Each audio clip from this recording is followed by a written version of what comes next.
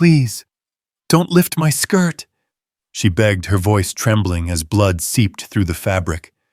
But Daniel Carter, the single father, who'd sworn never to trust again, had to make a choice: let a stranger die on the roadside, or risk everything he'd built to protect his son. When he finally lifted the torn fabric to treat her wound, what he saw wasn't just an injury. It was a rose-shaped scar, deliberate and ritualistic, burned into her skin like a brand of ownership. That moment changed everything.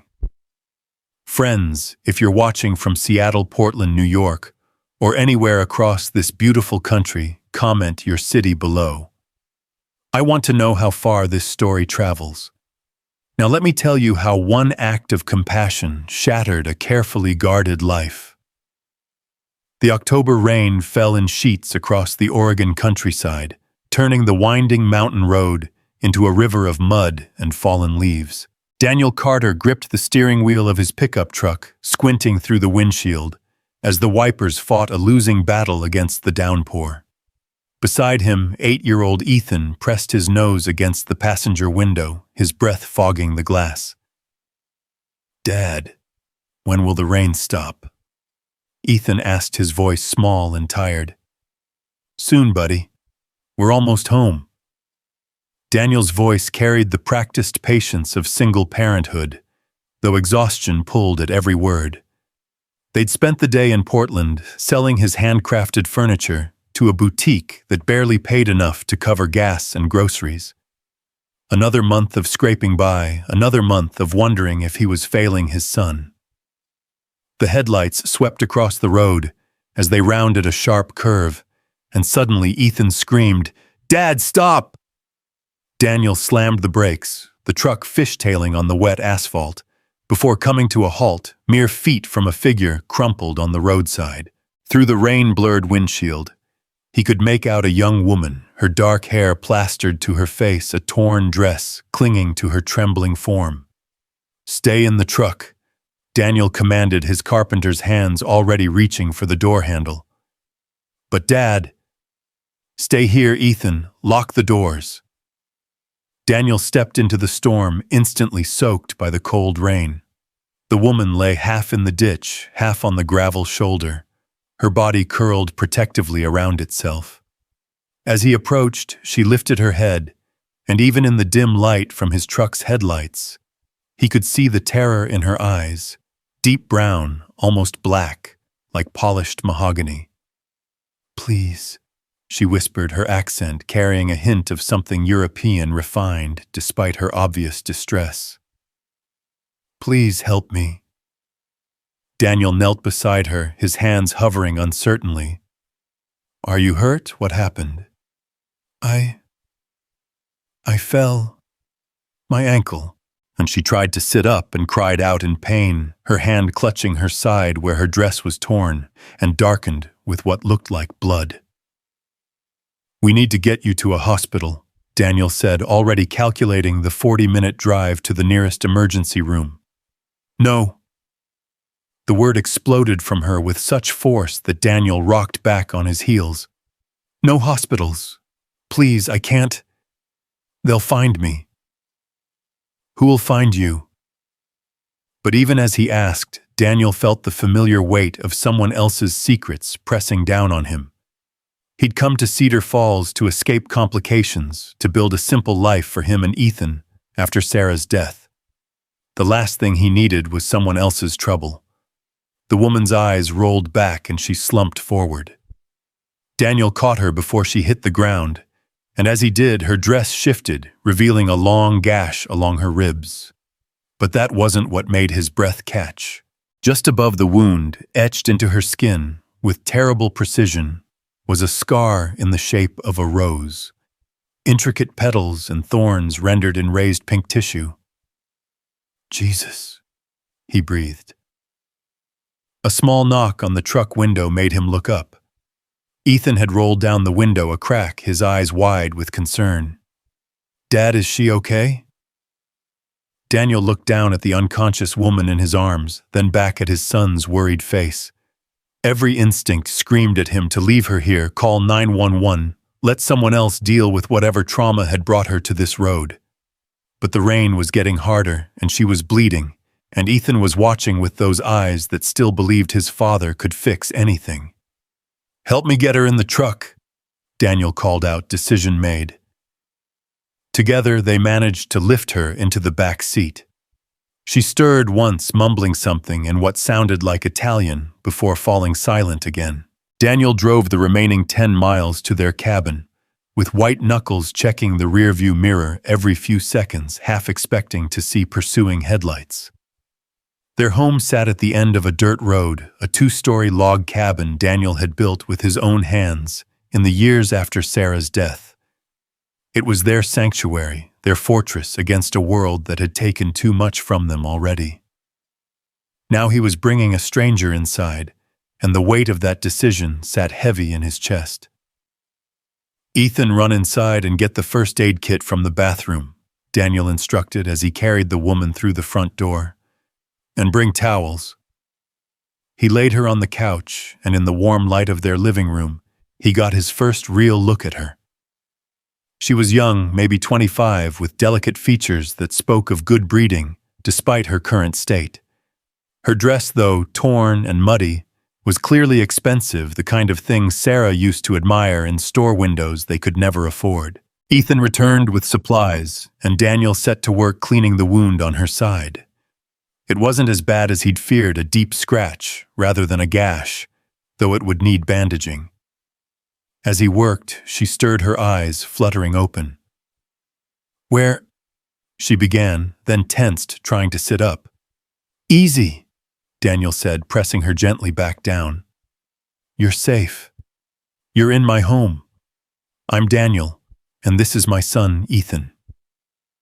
She looked between them, and something in her expression softened. "I'm Isabella. Isabella Ward." The name came out practiced, like she'd rehearsed it, and Daniel filed that observation away. "What happened to you, Isabella?" he asked, securing the bandage. "I was hiking," she said, not meeting his eyes. "Got lost when the storm came. Fell down a ravine." "Hiking alone in a dress." Her jaw tightened. "It's complicated." "Most things are," Daniel agreed, surprising himself with his gentleness. "Look, you need rest. We have a guest room upstairs. You can stay tonight, and tomorrow we'll figure out how to get you where you need to go." "You would do that for a stranger?" "Dad always helps people," Ethan piped up, moving closer with the innocent curiosity of childhood. "He says it's what Mom would want." Isabella's eyes softened further, and she reached out to touch Ethan's hand. "Your mother must have been a wonderful woman." "She was," Ethan said simply. "She died when I was 4. "Ethan," Daniel warned, but Isabella shook her head. "It's all right. Loss. I understand loss."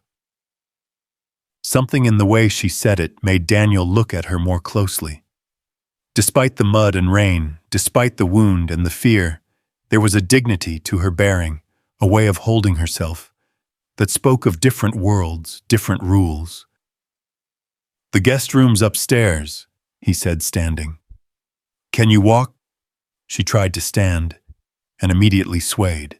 Without thinking, Daniel swept her up in his arms, noting how little she weighed, how fragile she felt, despite the steel he sensed beneath. "I can walk," she protested weakly. "Not on that ankle, you can't." He carried her upstairs, Ethan leading the way with exaggerated importance, flipping on lights and opening doors. The guest room was simple but clean, a bed, a dresser, a window looking out over the forest. Daniel set her down carefully on the bed. "There are clean clothes in the dresser. They were my wife's. Bathrooms across the hall. We'll be downstairs if you need anything." "Why are you doing this?" Isabella asked as he turned to leave. Daniel paused in the doorway, considering. "Because once, a long time ago, someone did the same for me. And because my son is watching, and I want him to grow up knowing that kindness isn't weakness." He closed the door before she could respond, but not before he saw tears gathering in those dark eyes. Downstairs, Daniel made dinner, nothing fancy, just soup and grilled cheese, comfort food that Ethan loved. They ate in relative silence, both straining to hear any movement from upstairs. "Is she a princess?" Ethan asked suddenly. Daniel almost choked on his soup. "What makes you think that? She talks fancy. And did you see her hands? They're all soft, not like yours." Out of the mouths of babes, Daniel thought.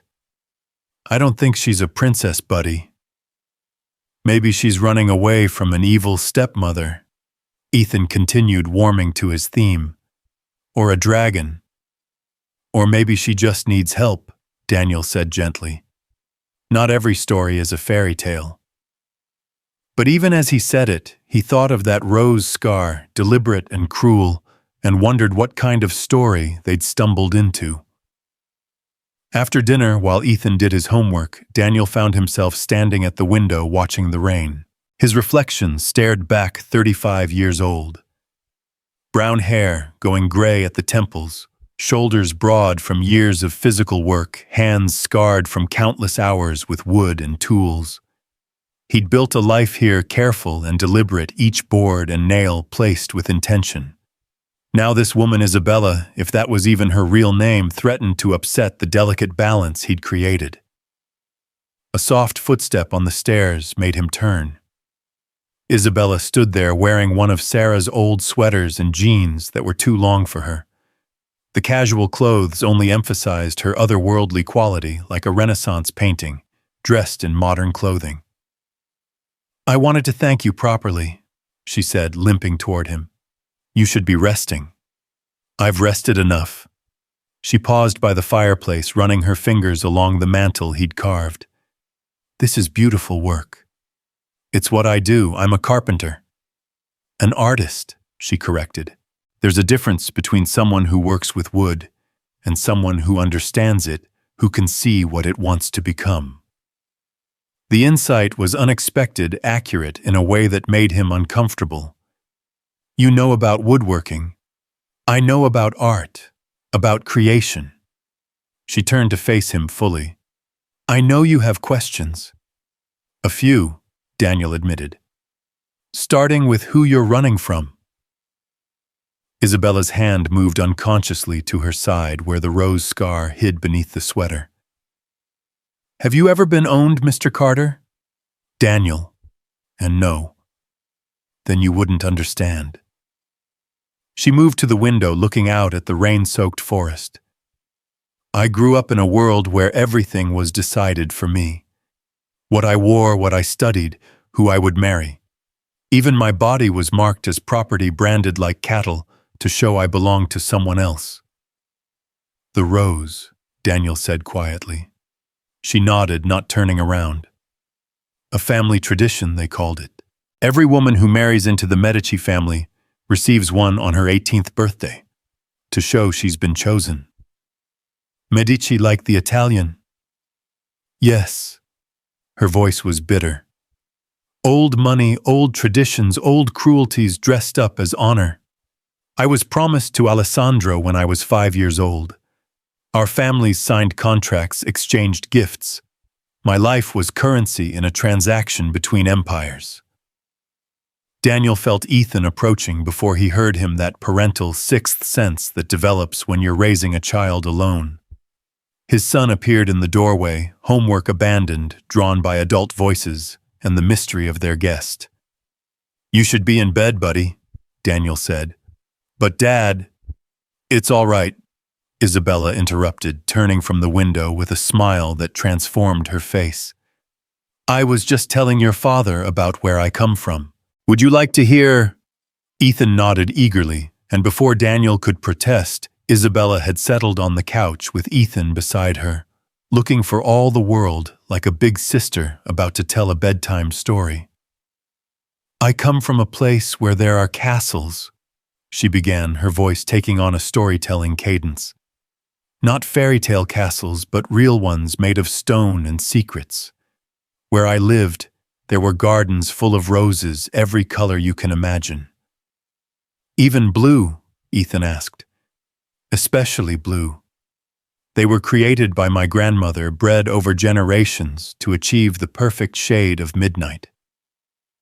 Isabella's eyes grew distant. She was the only one who understood. She told me once that roses were survivors, they grew thorns to protect their beauty, and they could grow wild if given the chance. What happened to her? Ethan asked with a child's intuition for the important questions. She died when I was 16. The day after her funeral, they gave me the scar. Daniel saw his son's eyes widen, saw him processing this information with the strange wisdom children sometimes possess. That's not fair, Ethan declared. No, Isabella agreed. It wasn't. So you ran away? Yes. Good, Ethan said firmly. Dad says sometimes the bravest thing you can do is leave. Isabella looked up at Daniel, surprise and something else, respect in her eyes. Your dad sounds like a wise man. He is, Ethan agreed. He builds things. Maybe he could build you a new home so you don't have to go back. Ethan, Daniel started, but Isabella held up a hand. That's a beautiful thought, she told the boy, but I can't stay. They'll come looking for me and I won't bring trouble to people who've shown me such kindness. But where will you go?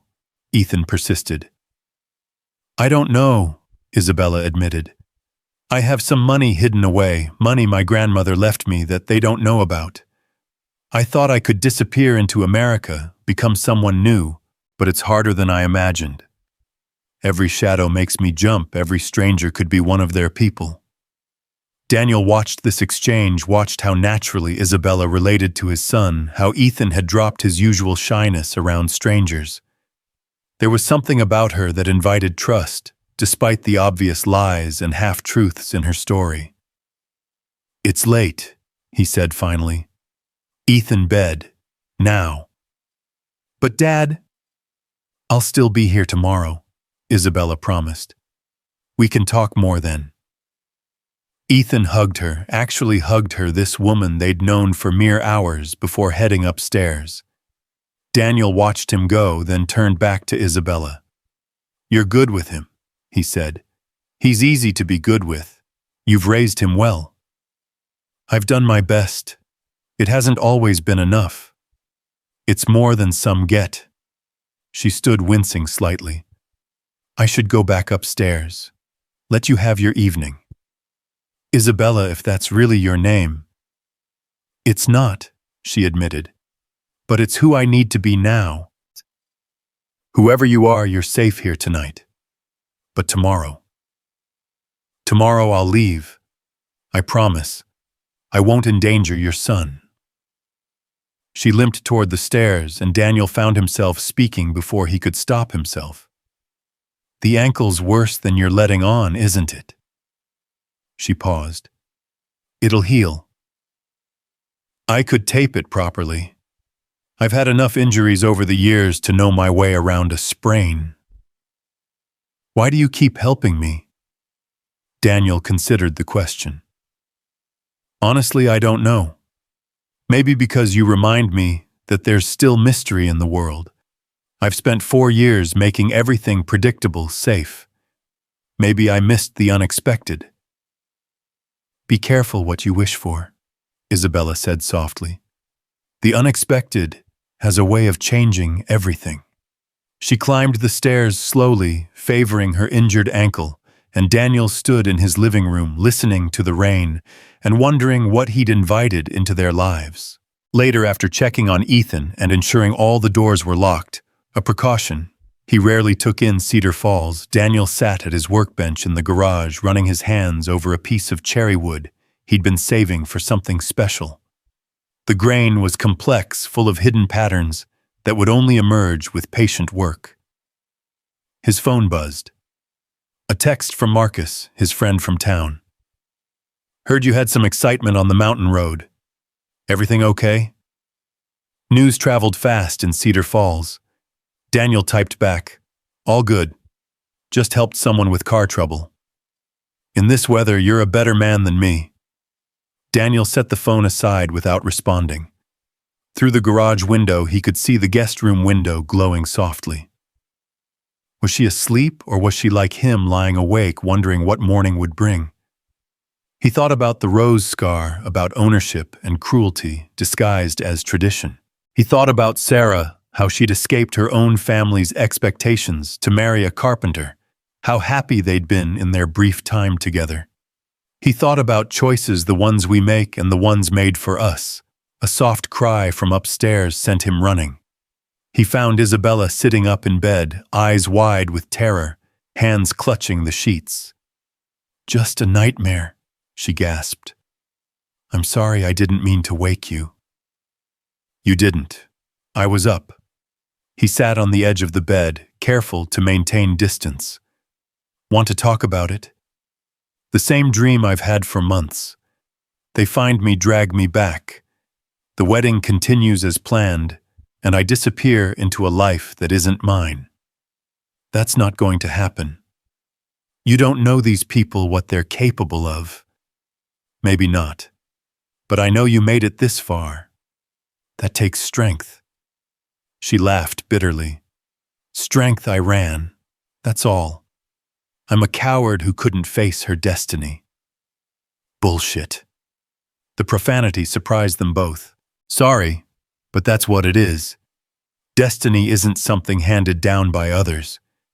It's something you choose. You chose to leave. That's not cowardice, that's the first step in writing your own story. Isabella stared at him, and in the dim light from the hallway, he could see tears tracking down her cheeks. You really believe that? I have to.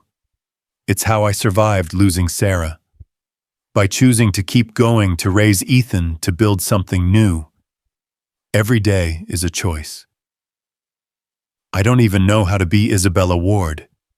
She doesn't exist except on the fake documents I bought. Then create her. Decide who Isabella Ward is, what she loves, what she dreams about. Make her real. Is it that simple? Nothing's simple, but it's possible. She reached out her fingers, barely brushing his hand. Thank you for everything. Daniel stood the touch, burning more than it should. Get some sleep. Real sleep, not the kind where you're listening for footsteps. How do you know? Because I did the same thing for months after Sarah died. Waited for the other shoe to drop, for the world to take something else from me. But eventually, you have to stop waiting and start living. He left her there, but something had shifted. The careful walls he'd built, the structured life he'd created, cracks were forming, letting in light he'd forgotten existed. The next morning dawned clear and cold, the storm having blown itself out overnight. Daniel woke to the sound of laughter, Ethan's high giggle, and a lower musical laugh he was already beginning to recognize. He found them in the kitchen, Isabella teaching Ethan to make what she called proper eggs, some complicated French technique that had his son entranced. Dad, Ethan called out. Isabella's teaching me to cook like they do in Europe. I see that. Daniel accepted the coffee Isabella handed him, noting she'd found his favorite mug without asking. How's the ankle? Better. The swelling's down. She was wearing another of Sarah's outfits, jeans and a flannel shirt that should have looked ridiculous on her, but somehow didn't.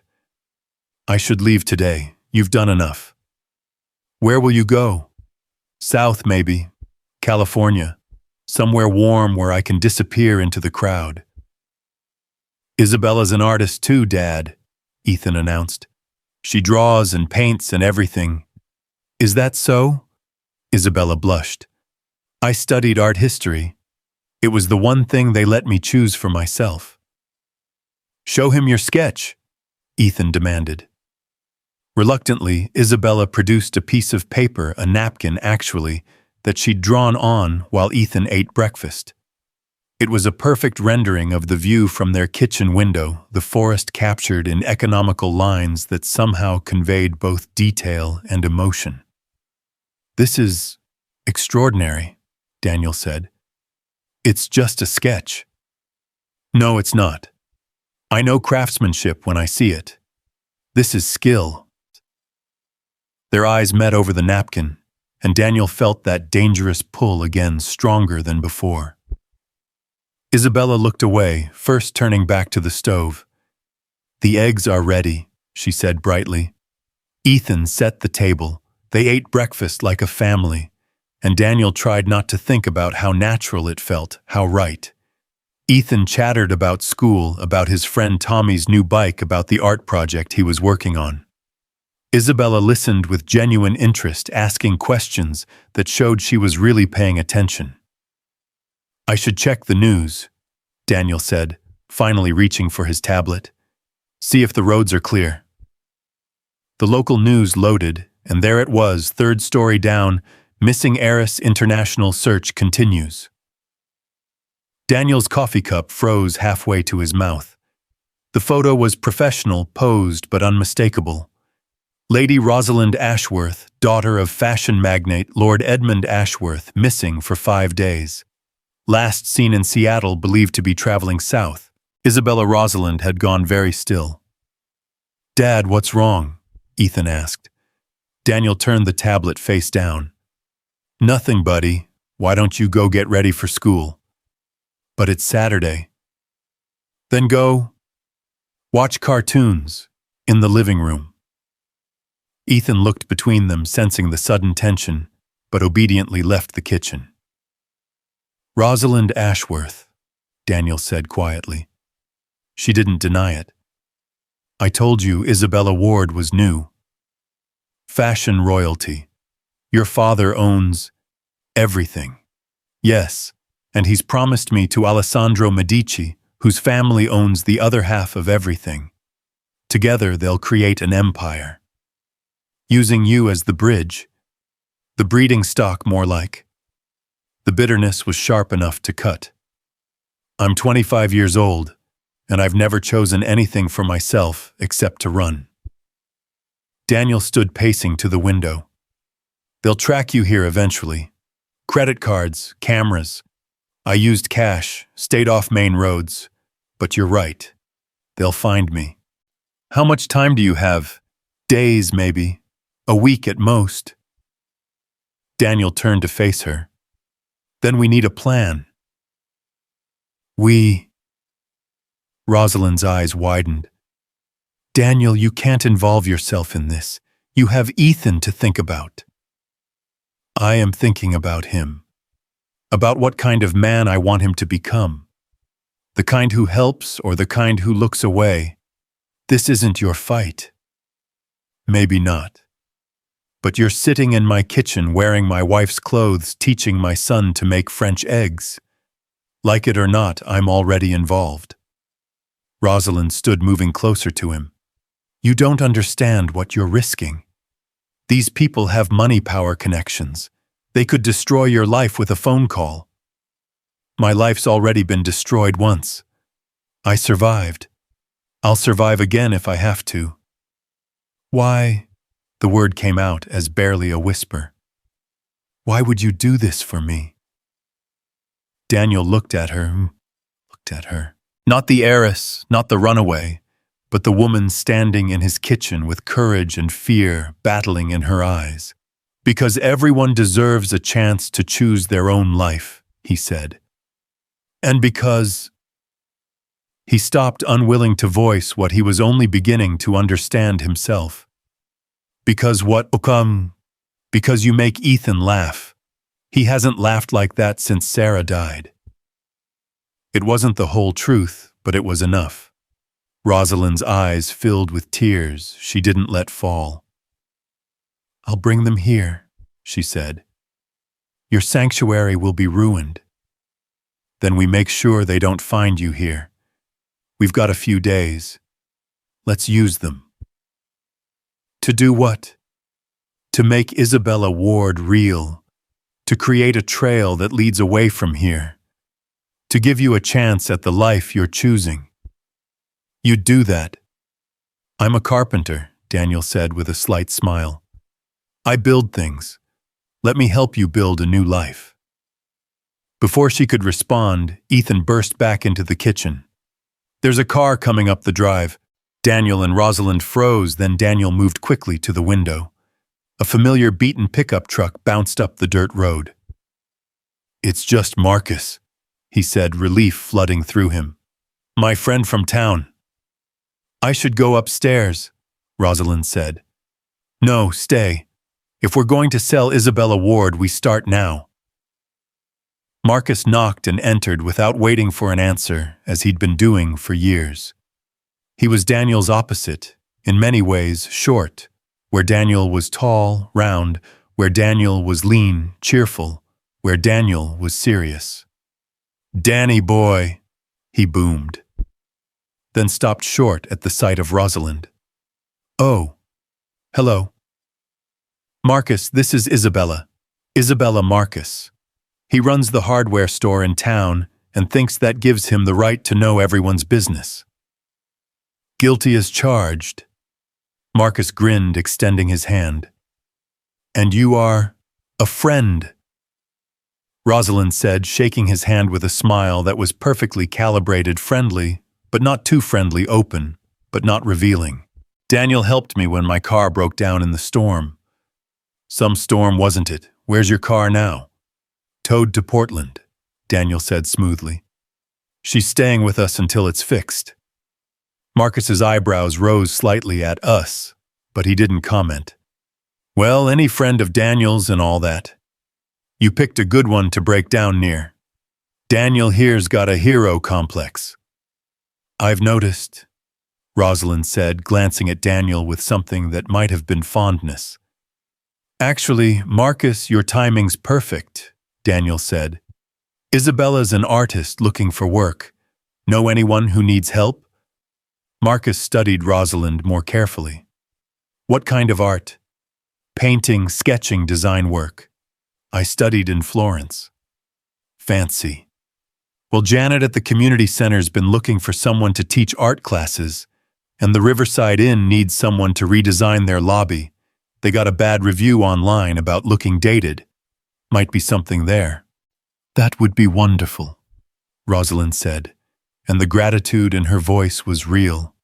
Marcus stayed for coffee, regaling them with town gossip, and making Rosalind laugh with his stories. Daniel watched her navigate the conversation, deflecting personal questions with skill while seeming completely open. She was good at this, he realized. Maybe she had a chance after all. After Marcus left, promising to talk to Janet about the art classes, Rosalind turned to Daniel. Thank you for the cover story. It's not a cover if you make it true. Can you teach art? Yes. It's one of the few things I actually know how to do. Then teach. Be Isabella Ward art teacher and designer. Build a life that has nothing to do with Rosalind Ashworth. For how long? For as long as you want. Forever, if necessary. Rosalind moved to the window, looking out at the forest that surrounded them. I used to dream about disappearing, just walking away from everything and becoming nobody. You can't become nobody, but you can become somebody else, somebody you choose to be. Is that what you did after your wife died? Daniel considered the question. In a way. I was a contractor in Portland, building other people's dreams. After Sarah died, I came here, built this place with my own hands, became a craftsman instead of just a builder, became the father Ethan needed instead of the one I'd planned to be. Do you ever regret it? The isolation, sometimes. But look at what it gave me: peace, purpose, a place where Ethan could grow up safe. And now I'm threatening all of that. No, Daniel said firmly. You're reminding me that safety isn't everything. that sometimes the walls we build to protect ourselves become prisons. Ethan wandered back in, dragging his art supplies. "Isabella, will you draw with me?" "I'd love to," she said, settling at the table with him. Daniel watched them work together, Ethan's earnest concentration and Rosalind's gentle guidance. She showed him techniques, how to see shadows and light, how to make trees look real instead of like lollipops. Ethan absorbed it all with the eagerness of a child who'd found a new hero. The day passed quietly. Daniel worked in his shop while Rosalind and Ethan created art. He could hear them through the open window, Ethan's questions and Rosalind's patient answers. When he emerged for lunch, the table was covered with drawings, forests, and animals, and portraits of each other. "Look, Dad, Isabella drew you." Ethan held up a sketch that captured Daniel in profile, focused on his work. It was intimate in a way that made his chest tight. "When did you—" "This morning through the window," Rosalind said, not meeting his eyes. "You were concentrating so hard you didn't notice." The drawing showed him as he didn't see himself, strong, capable, absorbed in creation. Is this how she saw him? "It's incredible," he said softly. "Keep it," she said. "A thank you for everything." That evening after dinner, they sat by the fire, Daniel in his chair, Rosalind on the couch, with Ethan curled against her as she read from one of his books. It was devastatingly domestic, a glimpse of a life that couldn't be. When Ethan finally went to bed after extracting promises that Isabella would still be there tomorrow, Daniel and Rosalind sat in comfortable silence, watching the fire die down. "I could stay," she said suddenly. Daniel's heart stopped, then resumed at double speed. "Rosalind, Isabella," she corrected.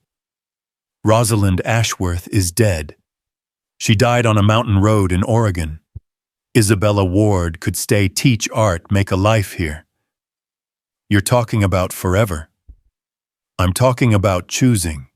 Isn't that what you said? We choose our destiny." Daniel stood, moved to the fireplace, trying to organize his thoughts. "This isn't just about you anymore. If you stay, if they find you, they won't.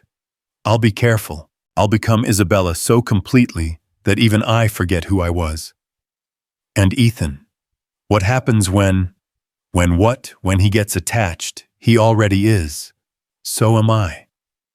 She stood, moving closer to him. "So are you. This is insane. We've known each other 2 days. And in 2 days you've shown me more kindness than I received in 25 years. In 2 days I've felt more myself than I ever have. Is that insane, or is it exactly what was supposed to happen?" Daniel turned to face her, and she was closer than he'd expected. Close enough to see the gold flecks in her brown eyes. Close enough to smell the lavender soap she'd used. "If you stay," he said slowly, "it has to be real. No more lies, no more pretending. Isabella Ward has to be who you are completely." "I know. And we go slow. Whatever this is between us, I know. And Ethan comes first, always. I wouldn't want it any other way." Daniel reached up, his carpenter's hands gentle as they cupped her face. "You understand what you're risking. Everything," she whispered. "And for the first time in my life, I have something worth risking everything for." He kissed her, then soft and careful, a promise more than passion. When they pulled apart, both were breathing unsteadily. "We're really doing this?" she asked. "Apparently we are." A sound from upstairs made them step apart, Ethan getting water. When his footsteps retreated, Rosalind smiled. "I should go to bed. Isabella Ward has a job interview tomorrow." "Isabella Ward is going to do great things in Cedar Falls." "I hope so. I really hope so." She headed for the stairs, then paused. "Daniel, What was Sarah like? The question should have hurt, but somehow it didn't. She was brave. She saw the best in people. She would have liked you. You think so. I know so. She would have loved that you're choosing your own path. It's what she did when she married me instead of the lawyer her parents picked out. A rebel, then. The very best kind. Rosalind smiled and climbed the stairs, leaving Daniel alone with the dying fire and the enormous step they'd just taken. Outside, a car drove slowly past on the main road, unusual for this time of night. Daniel moved to the window, watching until the taillights disappeared. Probably nothing. Probably just someone lost. But his instincts, honed by years of protecting what mattered, whispered that time was running shorter than they thought. The morning after their kiss, Daniel woke before dawn, his mind racing with the implications of what they'd started. Through his bedroom window, he could see the guest room light was already on. Isabella, he had to think of her that way, now was awake too, probably wrestling with the same doubts that kept him staring at the ceiling. He found her in the kitchen, sketching by the window, as the first light painted the forest gold. She'd made coffee, the rich aroma filling the space with comfortable domesticity. When she heard him, she turned, and the uncertainty in her eyes matched his own. "Second thoughts?" she asked quietly. "Third and fourth thoughts," Daniel admitted, pouring himself a cup. "But not regrets. There's a difference, a big one. Doubts are just your brain trying to protect you. Regrets are your heart telling you that you chose wrong. My heart's pretty clear on this." She set down her pencil, moving closer. "Mine too. But Daniel, we need to be smart about this. My father has resources you can't imagine. Private investigators, connections everywhere. One mistake and then we don't make mistakes." He caught her hand, threading their fingers together. "Starting with your interview today. Janet called last night after you went to bed. She wants to meet you at 10. That was fast. Small town. News travels at the speed of gossip, which is faster than light." He squeezed her hand gently. "You ready for this?" "To pretend to be a normal person applying for a normal job, I have no idea how to do that. Good thing you're not pretending. You're Isabella Ward, talented artist looking for a fresh start. That's all true. Parts of it," she corrected. "The parts that matter." Ethan's footsteps on the stairs ended the moment. He burst into the kitchen with his usual morning energy, then stopped, seeing their joined hands. His face lit up with a grin that was too knowing for an 8-year-old. "Are you guys dating now?" he asked with the directness only children possess. Daniel and Isabella exchanged glances, and she let him take the lead. "We're figuring things out," Daniel said carefully. "Is that okay with you?" Ethan considered this seriously. "Will Isabella stay if you're dating?" "That's part of what we're figuring out." "Then yes, it's okay. More than okay." He moved to Isabella, wrapping his arms around her waist. "I want you to stay." Isabella hugged him back, meeting Daniel's eyes over his son's head. The weight of that innocent trust was heavier than any threat from her past. After breakfast, Daniel drove Isabella to town for her interview. She dressed carefully in Sarah's clothes, professional, but not too formal, artistic, but not eccentric. As they pulled up to the community center, she took a deep breath. "You've got this," Daniel assured her. "What if she asks about my background references?" "Tell her the truth. You're starting over after leaving a difficult situation. Janet's good people, she won't pry." Isabella leaned over and kissed his cheek, quick and light. "Thank you for believing I can do this. I don't believe it. I know it."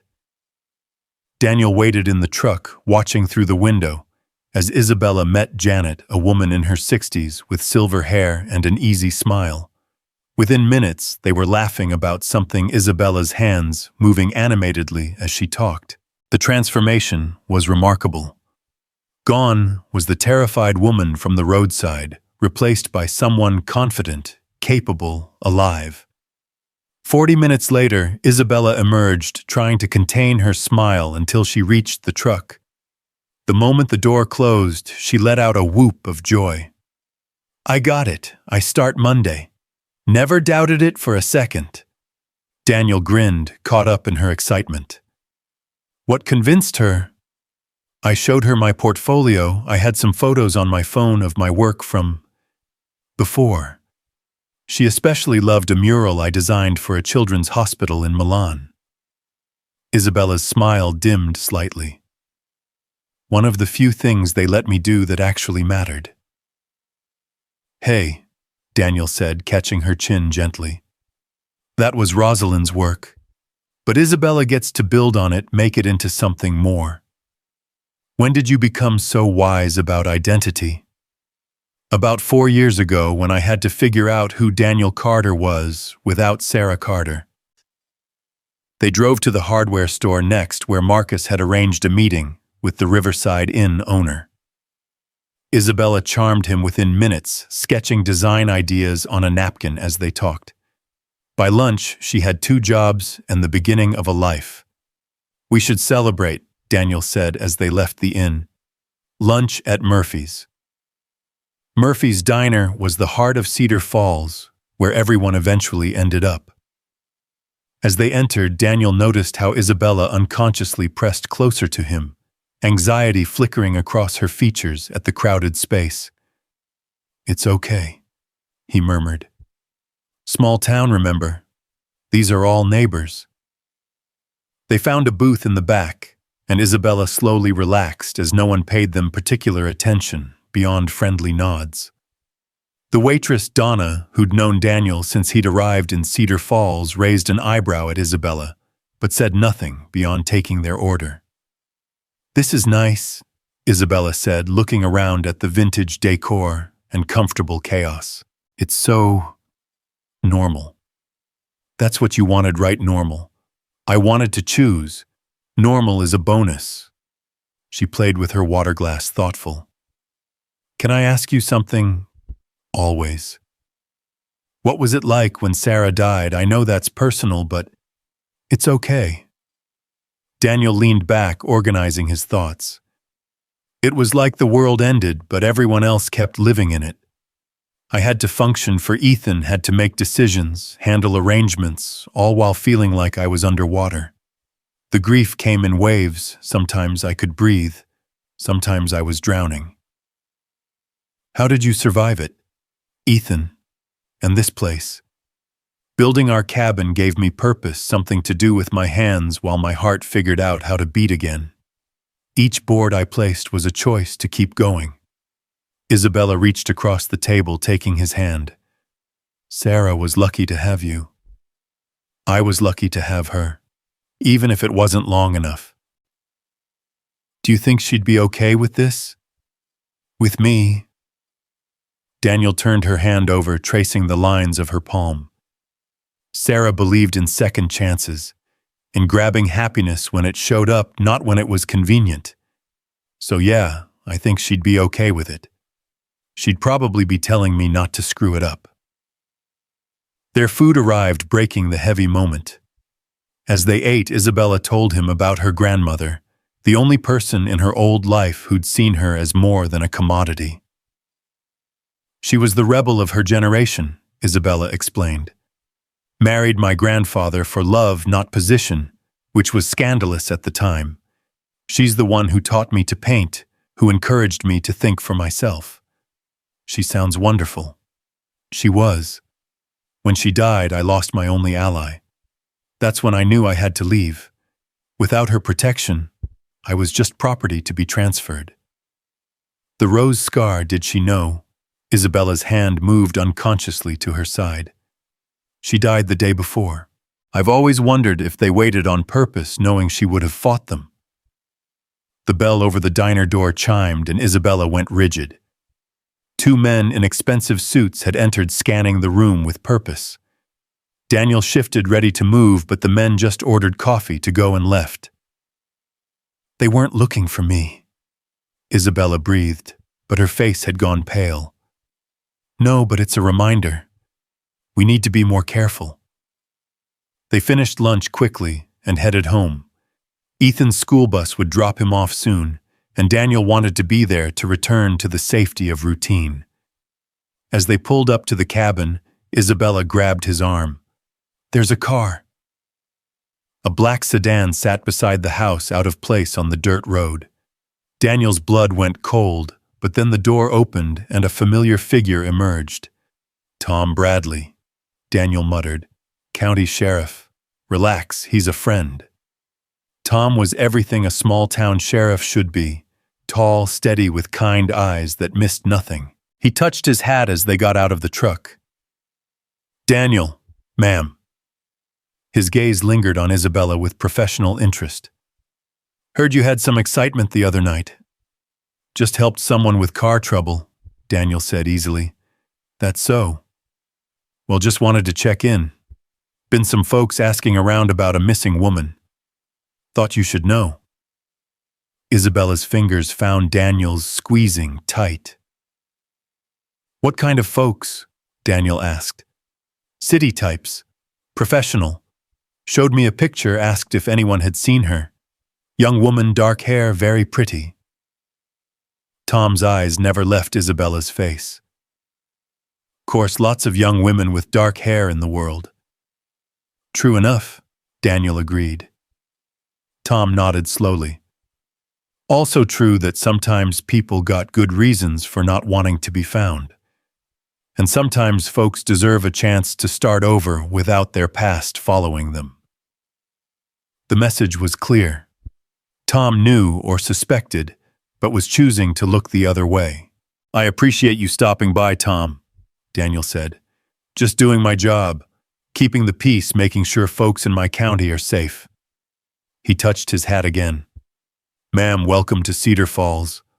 Hope you find what you're looking for here. After he left, Isabella was shaking. He knows. He suspects. But Tom's good people.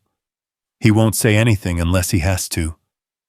And if they come here officially, with warrants or whatever they use, then we deal with it. But until then, we keep building Isabella's life. The school bus rumbled up the drive, and Ethan burst out, backpack bouncing. He ran straight to Isabella, chattering about his day, showing her a drawing he'd made during art class. Mrs. Peterson says I'm getting better, huh? She says I have a good teacher at home now. Isabella knelt to his level, examining the drawing with serious attention. This is wonderful, Ethan. Look how you've captured the light on the water. You're becoming a real artist. Daniel watched them. His son and this woman who'd crashed into their lives, and felt something slot into place in his chest. This was dangerous, probably doomed, certainly complicated, but it was also right in a way that defied logic. That evening, as Isabella helped Ethan with homework, and Daniel cooked dinner, he kept stealing glances at her. She was explaining fractions using pieces of paper she'd torn and colored, making math into art. Ethan was entranced, understanding, flowing where confusion had been. How does she do that? Daniel asked himself, not realizing he'd spoken aloud until Isabella looked up. Do what? Make everything seem possible. She smiled, that genuine smile that transformed her from pretty to breathtaking. Maybe because for the first time in my life, everything does seem possible. After dinner, they established what would become their routine. Homework, then art time, then reading by the fire. It should have felt forced, this instant family they were creating, but instead it felt like pieces of a puzzle finally finding their match. When Ethan was asleep, Daniel and Isabella sat on the porch, watching stars appear in the clear mountain sky. She'd wrapped herself in one of Sarah's old quilts, and Daniel fought the urge to pull her against him. Tell me about your life, she said. Before Sarah, before Ethan. Who was Daniel Carter? Nobody special. A kid from a broken home who was good with his hands. I started construction work at 16, learned the trade, started my own company by 25. Met Sarah when I was hired to renovate her parents' house. She was supposed to marry some lawyer, had her whole life mapped out. But she chose you instead. Shocked everyone, including me. Her parents cut her off, told her she was ruining her life. She just laughed and said her life was finally beginning. She sounds brave. She was. Braver than me. When she got sick, when Daniel paused, the memory still sharp. She faced it with such grace. Told me that our time together was worth whatever came next. Made me promise to keep living. Really living, not just existing. Have you kept that promise? Daniel considered. I thought I had. Built this place, raised. Ethan created a good life. But sitting here with you, I'm realizing maybe I was just existing after all. Just doing it very well. Isabella shifted closer, the quilt falling open. And now I'm terrified and exhilarated and feeling things I thought had died with Sarah. He turned to face her. Is that wrong to feel this much this fast? I don't know what's right or wrong anymore, Isabella admitted. I only know that when I'm with you and Ethan, I feel like myself for the first time ever. Not the heiress, not the runaway, just me. Who is that? Who is the real you? She thought for a moment. Someone who loves art and quiet mornings and the way Ethan scrunches his nose when he concentrates. Someone who feels safe in a cabin in the woods with a carpenter who builds dreams out of wood. Someone who chooses you, even knowing it might not last. Daniel couldn't hold back anymore. He pulled her to him, kissing her, with all the longing and fear and hope tangling in his chest. She responded with equal fervor, her hands tangling in his hair, holding on like he might disappear. When they broke apart, breathing hard, Isabella's eyes were bright with unshed tears. I'm falling in love with you, she whispered. Is that crazy? It's been 3 days. If it's crazy, then I'm crazy too, Daniel replied, because I'm already there. They stayed on the porch for hours, talking in whispers, sharing stories and dreams and fears. Isabella told him about the gilded cage of her childhood, the endless lessons in deportment and etiquette, the way her days were scheduled down to the minute. I once tried to run away when I was 12, she confided. Made it as far as the train station before they found me. My father didn't yell. He just looked at me with such disappointment and said, Ashworths don't run. But that's all I've ever wanted to do, run towards something real. You're not running now, Daniel pointed out. You're building. With you, she said. That makes all the difference. As the night grew cold, they moved inside, reluctant to separate. At the bottom of the stairs, Isabella hesitated. Daniel, but if we... It changes everything. Everything's already changed, he said softly. But we don't have to rush. We have time. Do we? There was fear in her voice, the awareness that their bubble could burst at any moment. We have tonight, tomorrow, each day we choose to take. That's all anyone really has. She kissed him once more, soft and sweet, then climbed the stairs. Daniel watched her go, his heart so full it ached. He checked the locks, looked out at the dark road, then went to his workshop. Sleep wouldn't come easily, so he might as well create something. His hands found the piece of cherry wood he'd been saving, and without conscious thought, he began to carve. Hours later, as dawn approached, he looked at what he'd made, a rose delicate and perfect, but without thorns. A rose that could be held without fear of pain. Inside the house, a floorboard creaked. Daniel looked up to find Isabella in the doorway, wearing one of his flannel shirts, her hair tousled from sleep. "Couldn't sleep either," she asked. "Creating helps me think." She moved closer, seeing the rose. "It's beautiful." "It's yours, a rose without thorns, without ownership, just beauty freely given." Isabella picked up the carving, running her fingers over the smooth petals. "No one's ever made something just for me before. There were expensive gifts, of course, but those were about displaying wealth, not this." "What's this?" "Seeing me. Really seeing me." Daniel stood, pulling her into his arms. "I see you, Isabella Ward. Artist, teacher, terrible cook, who somehow makes perfect French eggs." She laughed against his chest. "I'm not a terrible cook.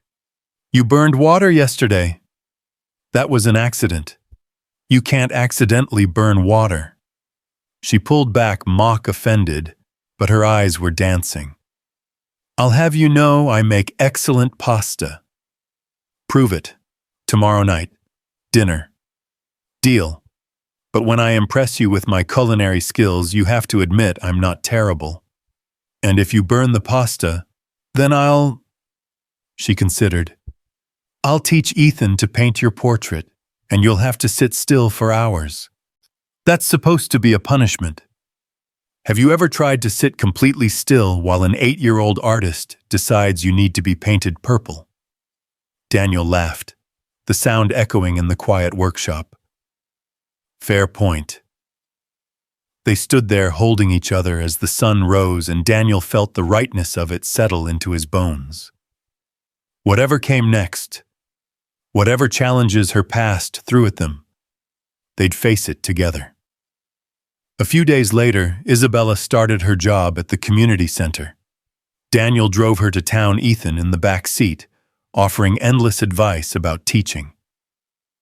"Make sure to let them use lots of colors," he said seriously. "And don't get mad if they go outside the lines. Art doesn't have lines." "Where did you learn that?" Isabella asked, charmed. "From you. You said art is about feeling, not rules." She turned to Daniel. "I've created a monster." "A wise, artistic monster," Daniel corrected. At the community center, a small crowd of children and parents had gathered. Word had spread about the new art teacher with European training, and curiosity ran high. Daniel watched from the doorway as Isabella introduced herself, nervous at first, but quickly finding her rhythm. "Art isn't about being perfect," she told the children. "It's about being brave enough to try." Within minutes, she had them captivated, demonstrating how to see shapes in everyday objects, how shadows could tell stories. Parents whispered among themselves, impressed. Janet stood beside Daniel, beaming. "She's a natural," Janet said. "Where did you find her?" "She found us," Daniel replied, which was true enough. "Well, we're lucky to have her. Already 3 families have signed up for private lessons." Daniel felt pride swell in his chest. Isabella was doing it, building a life, becoming real. That afternoon, while Isabella taught and Ethan was at school, Daniel met with Tom Bradley at Murphy's. The sheriff had asked for the meeting, and Daniel knew it couldn't be ignored. "They came back," Tom said without preamble. "The men in suits, this time with paperwork. Missing person report for Lady Rosalind Ashworth." Daniel kept his expression neutral. And I told them we'd keep an eye out, that Cedar Falls is a small town where strangers get noticed." Tom sipped his coffee. "Of course, Isabella Ward isn't a stranger anymore. She's a member of our community, has a job, friends, a life here." "Tom, I'm not asking questions, Daniel. Don't want to know the answers. But if someone was trying to disappear, really disappear, they'd need more than just a new name. They'd need roots, documentation, the kind of things that make a person real in the system." Tom slid a business card across the table. "Friend of mine in Portland. Helps abuse victims start over. Might be someone Isabella should talk to, hypothetically. Daniel pocketed the card. I appreciate this, Tom. I knew Sarah, Tom said quietly. Good woman. She'd want you to be happy. And that boy of yours deserves a mother figure who looks at him like he hung the moon. It's complicated. Best things usually are. That evening, Daniel showed Isabella the card. She stared at it for a long moment, understanding the implications. This would make it real, legal, permanent. Is that what you want? She looked around the cabin at Ethan's drawings covering the refrigerator, at the wooden rose on the mantel, at the life-taking shape around them. Yes, she said simply. Yes, it is. They made the appointment for the following week. The lawyer Patricia Vance specialized in helping people escape dangerous situations. She took one look at Isabella and seemed to understand everything. I'll need the truth, Patricia said. All of it. But it won't leave this room.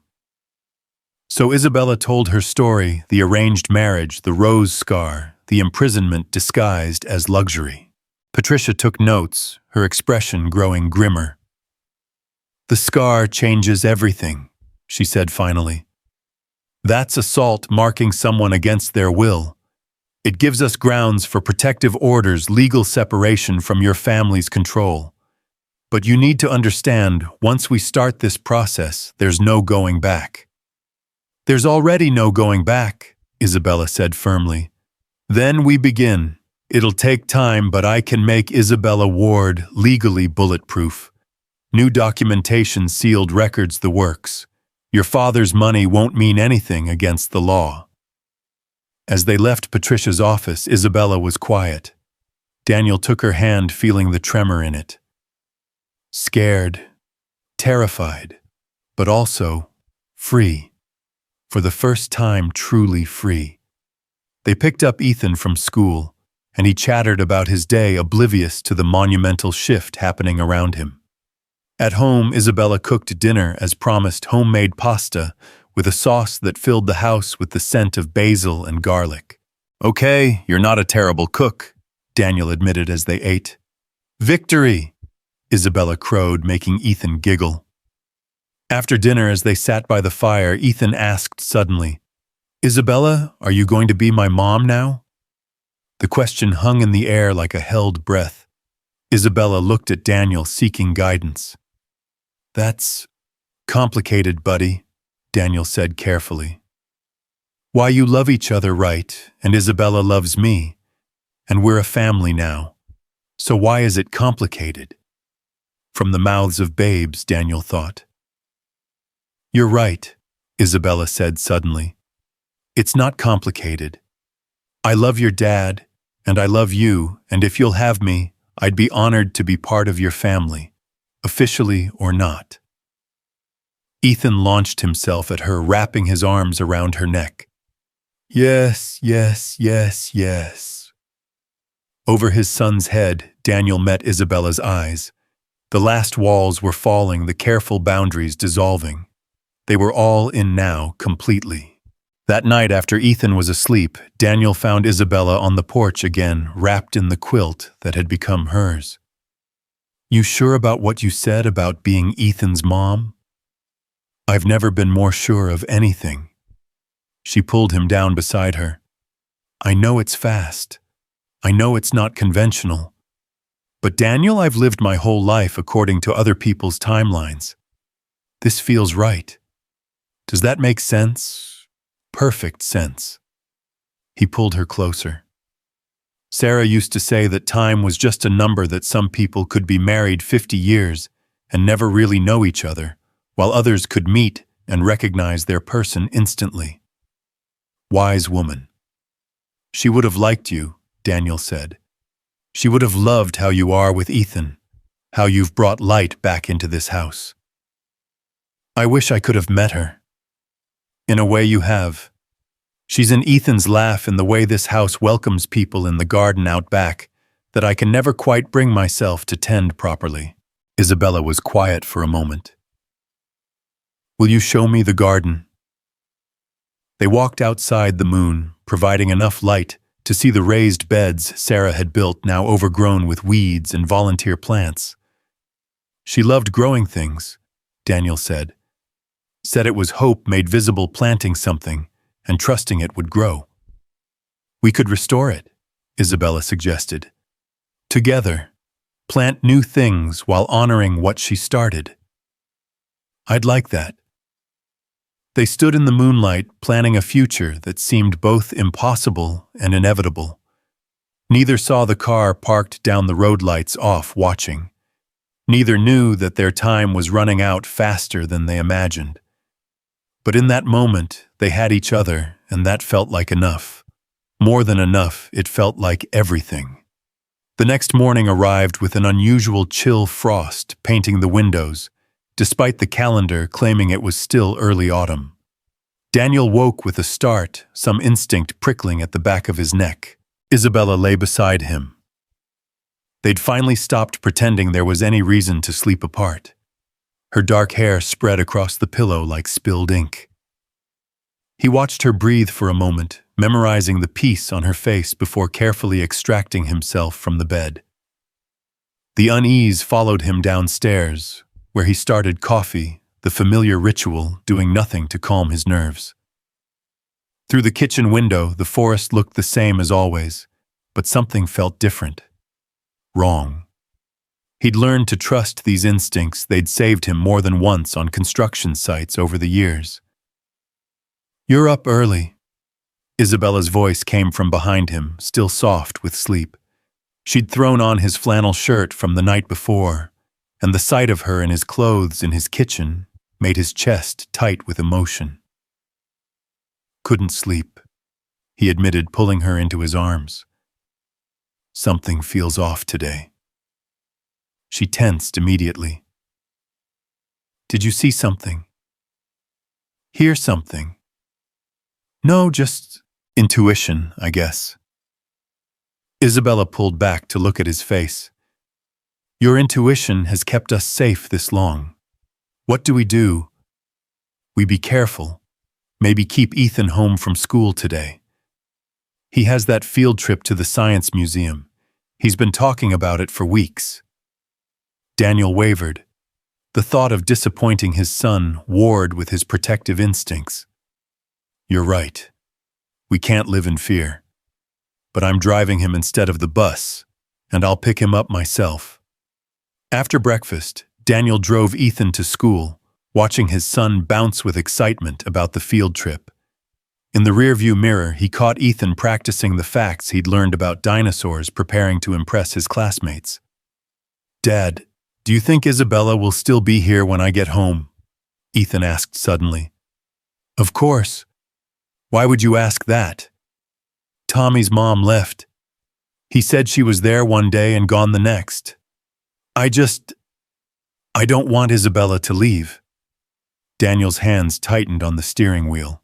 Isabella's not going anywhere, buddy. She chose us, remember? That means something. Promise? I promise we'll do everything we can to stay together. It wasn't quite the unconditional promise Ethan wanted, but it was the most honest answer Daniel could give. When he returned home, he found Isabella in the garden, pulling weeds from Sarah's old beds with determined focus. She'd put on work clothes and gardening gloves, her hair tied back, dirt already smudging her cheek. The sight of her there, tending to Sarah's forgotten garden, hit him with unexpected force. You don't have to do this, Chol, he said, kneeling beside her. I want to. It feels like I'm connecting with her somehow. Is that weird? No, it's perfect. They worked together in comfortable silence, clearing years of neglect, revealing the good soil beneath. Isabella had a natural touch with the plants, knowing instinctively which were weeds and which were volunteers worth saving. My grandmother had a garden, she said carefully, transplanting a rosemary bush that had somehow survived. It was the only place my father never went. She said powerful men were afraid of gardens because they couldn't control what grew there. Smart woman. She would have loved this place. The quiet, the freedom, the... Isabella stopped mid-sentence, her face draining of color. Daniel followed her gaze to the road, where 3 black SUVs were turning up their driveway. His blood turned to ice. "Go inside," he said quietly. "Lock the door. Call Tom Bradley." "Daniel, go now." Isabella ran for the house while Daniel stood brushing dirt from his hands, trying to project calm despite his racing heart. The vehicles stopped in perfect formation, and men in dark suits emerged like synchronized swimmers. But it was the man who stepped out of the middle vehicle who made Daniel's jaw clench. He was older, perhaps 60, with silver hair and the kind of bearing that came from generations of wealth and power. His suit probably cost more than Daniel made in 6 months, and his eyes were the same dark brown as Isabella's, but cold where hers were warm. "Mr. Carter, I presume," the man said, his British accent crisp as winter air.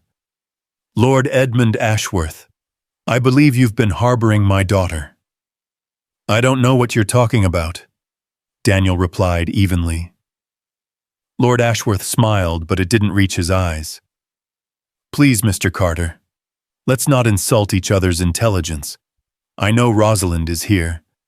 These gentlemen," he gestured to the suited men, "have been watching your charming homestead for the past 2 days. Daniel's mind raced. 2 days. They'd been watching while he and Isabella planned their future, while they'd felt safe. "Even if I knew this Rosalind," Daniel said, "she's an adult. She can make her own choices." "Ah, but that's where you're wrong." Lord Ashworth pulled out a leather folder, extracting official-looking documents. "Rosalind signed contracts, made commitments. She has obligations to fulfill." "You mean the arranged marriage?" "Pretty sure that's not legally binding in America." Lord Ashworth's expression hardened. "You seem to be under the misconception that this is a negotiation. It's not. Rosalind will come with me today, voluntarily or otherwise." "Otherwise?"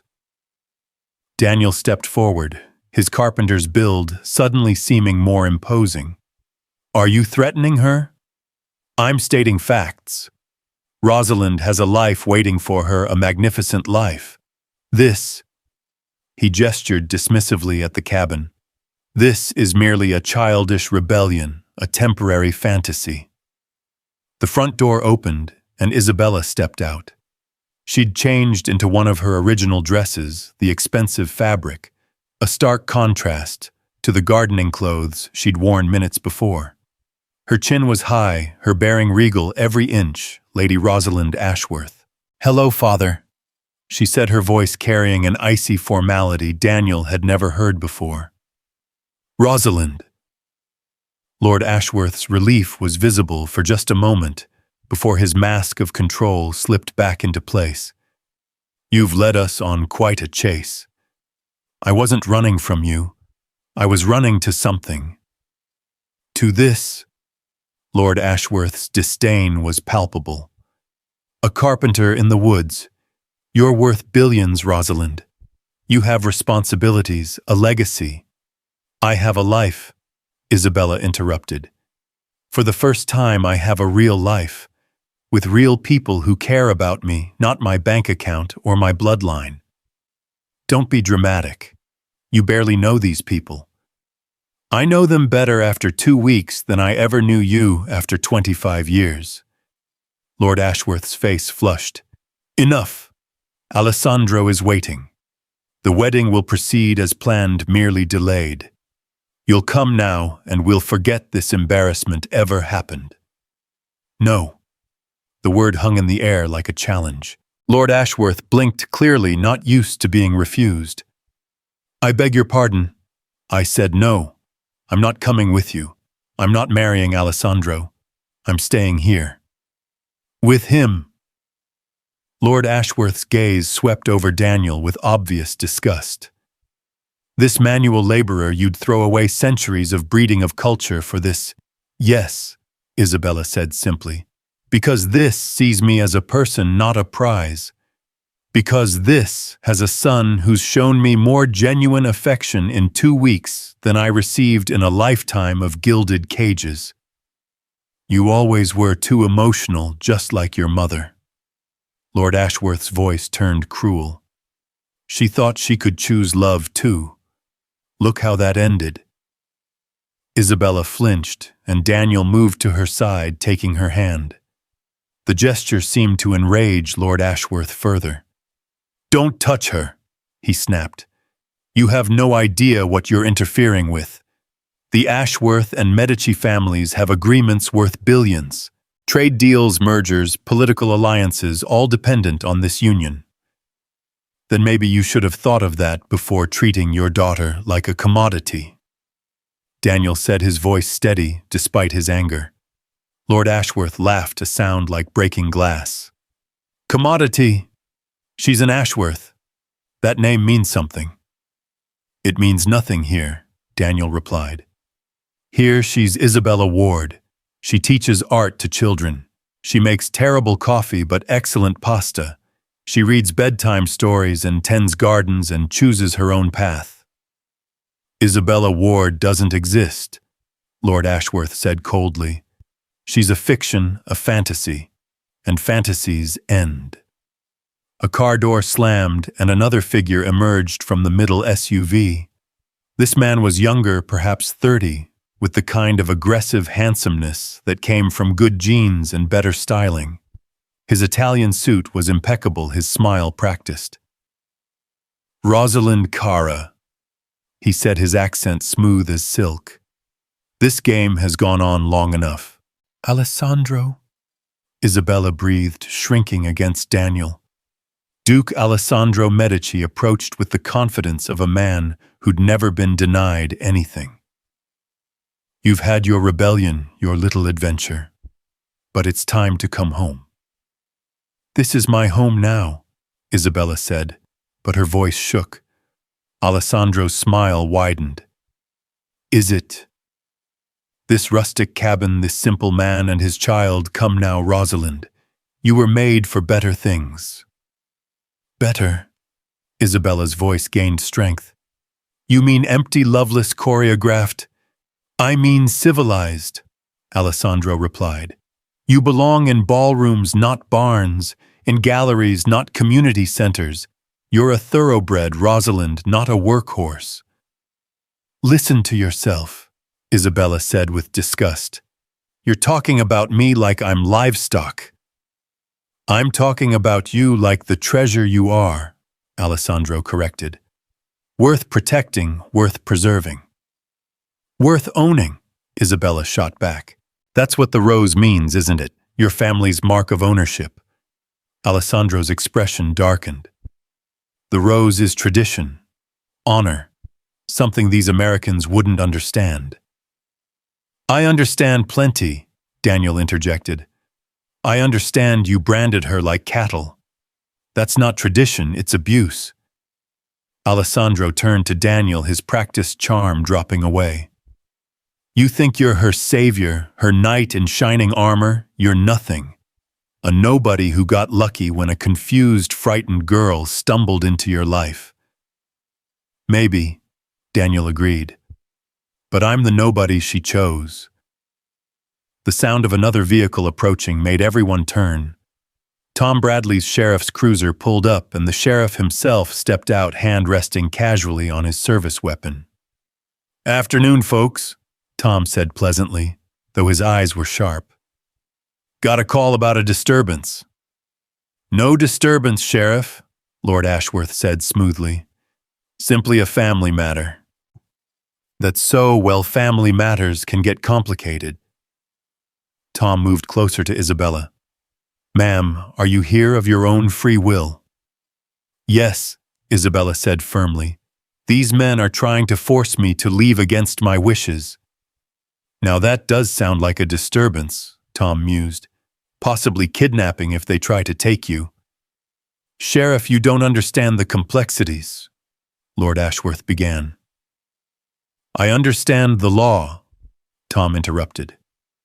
And the law says a grown woman can live where she pleases with whom she pleases. Now, unless you folks have some legal authority, I should know about custody orders, warrants, that sort of thing. I'm going to have to ask you to leave." "This is ridiculous," Alessandro exploded. "She's my fiancée." "Ex-fiancée," Isabella corrected. "I broke our engagement when I left."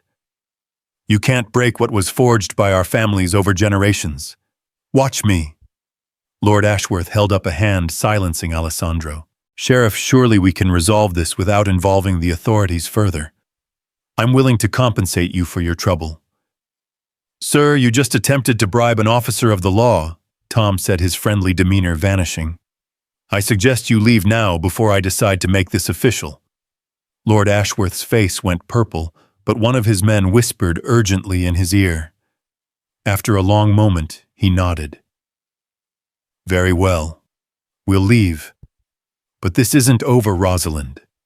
You have obligations, contracts. There will be consequences." "I'm counting on it," Isabella replied. Lord Ashworth moved closer, lowering his voice so only Isabella and Daniel could hear. "You think you've won, I'll destroy him. His business, his reputation, his life.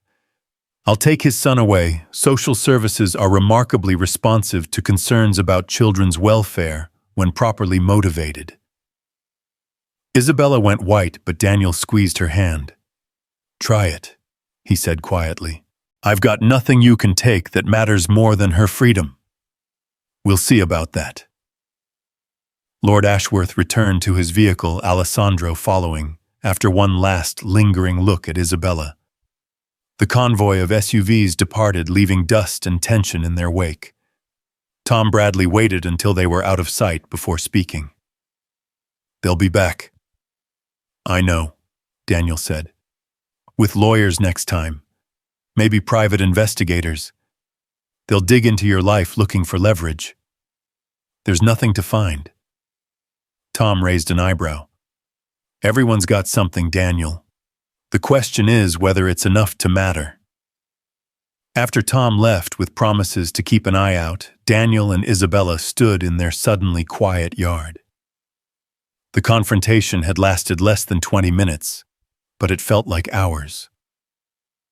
"He meant it," Isabella said numbly. "About destroying you. About Ethan. My father doesn't make idle threats." "Neither do I." "Daniel, you don't understand what he's capable of." "I understand that I love you," Daniel interrupted. "I understand that Ethan loves you. And I understand that letting them take you would be a betrayal of everything I believe in. Even if it costs you everything." "You are everything," Daniel said simply. "You and Ethan. The rest is just stuff." Isabella threw herself into his arms, sobbing against his chest. He held her, feeling her shake with released tension and fear. "We need help," she said finally. "Legal help. Patricia can handle the identity documents, but this is bigger." "Then we get help. Marcus knows a lawyer in Portland who specializes in family law. We'll start there."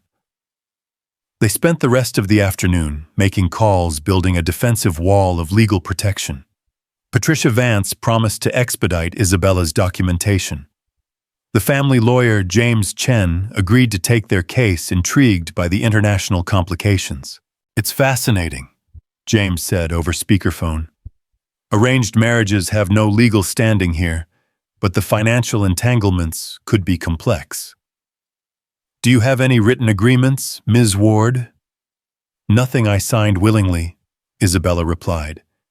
"Everything was done when I was a minor or under duress." "Excellent. Duress voids contracts. We can work with this." As they strategized, Daniel watched the clock. Ethan would be home soon, and they'd have to explain why there were tire tracks from multiple vehicles in their yard, why Isabella's eyes were red from crying. "We tell him the truth," Isabella said when Daniel voiced his concern. "Age-appropriate truth, but truth. He deserves that." The school bus arrived on schedule, and Ethan burst out full of excitement about the museum. He barely paused for breath, describing every exhibit in detail until he noticed the tension in the room. "What's wrong?"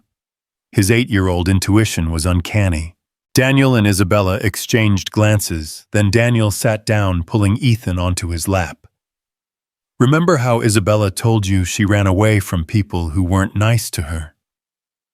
Ethan nodded solemnly. "Well, some of those people came here today. They wanted her to go back with them." "But she said no, right?" Ethan looked at Isabella anxiously. "You're not leaving."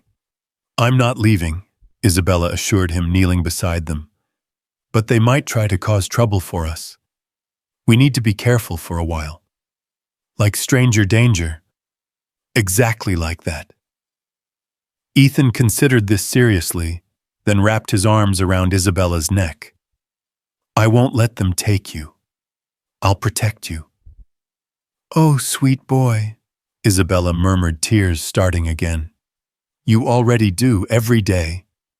That evening they ate dinner quietly, each lost in thought. The comfortable routine they'd built felt fragile, now threatened. After Ethan was in bed, Daniel found Isabella standing at the window, watching the dark road. "You're waiting for them to come back," he observed. "They will. Maybe not tomorrow or next week, but they'll come. My father doesn't accept defeat." "Then we'll be ready." Isabella turned to him, her expression fierce. "I won't let them hurt you or Ethan. If leaving is the only way to protect you, don't." Daniel pulled her against him. "Don't even think it. We're in this together." "Your life was perfect before I came." "My life was safe," Daniel corrected. "There's a difference. You brought something I didn't even know was missing." "Complications. Joy," he said simply. "Real, complicated, messy joy." They made love that night with a desperate tenderness, aware that every moment might be their last together. Daniel memorized the feeling of her skin, the sound of her sighs, the way she whispered his name like a prayer. Afterward, as Isabella slept curled against him, Daniel stared at the ceiling and planned. Lord Ashworth thought he was just a simple carpenter, but Daniel had learned long ago that the best foundations were built on more than just wood and nails. They were built on community, on relationships, on the bonds between people who chose to stand together. Tomorrow he'd call in favors, rally the town. Cedar Falls might be small, but it protected its own. And Isabella was one of them now. The war for Isabella's freedom had begun, but Daniel had no intention of losing. He'd built this life with his own 2 hands, and he'd defend it the same way. A sound outside made him tense, but it was just an owl hunting in the darkness. Still, he couldn't shake the feeling that they were being watched, that Lord Ashworth's reach extended even here into their sanctuary.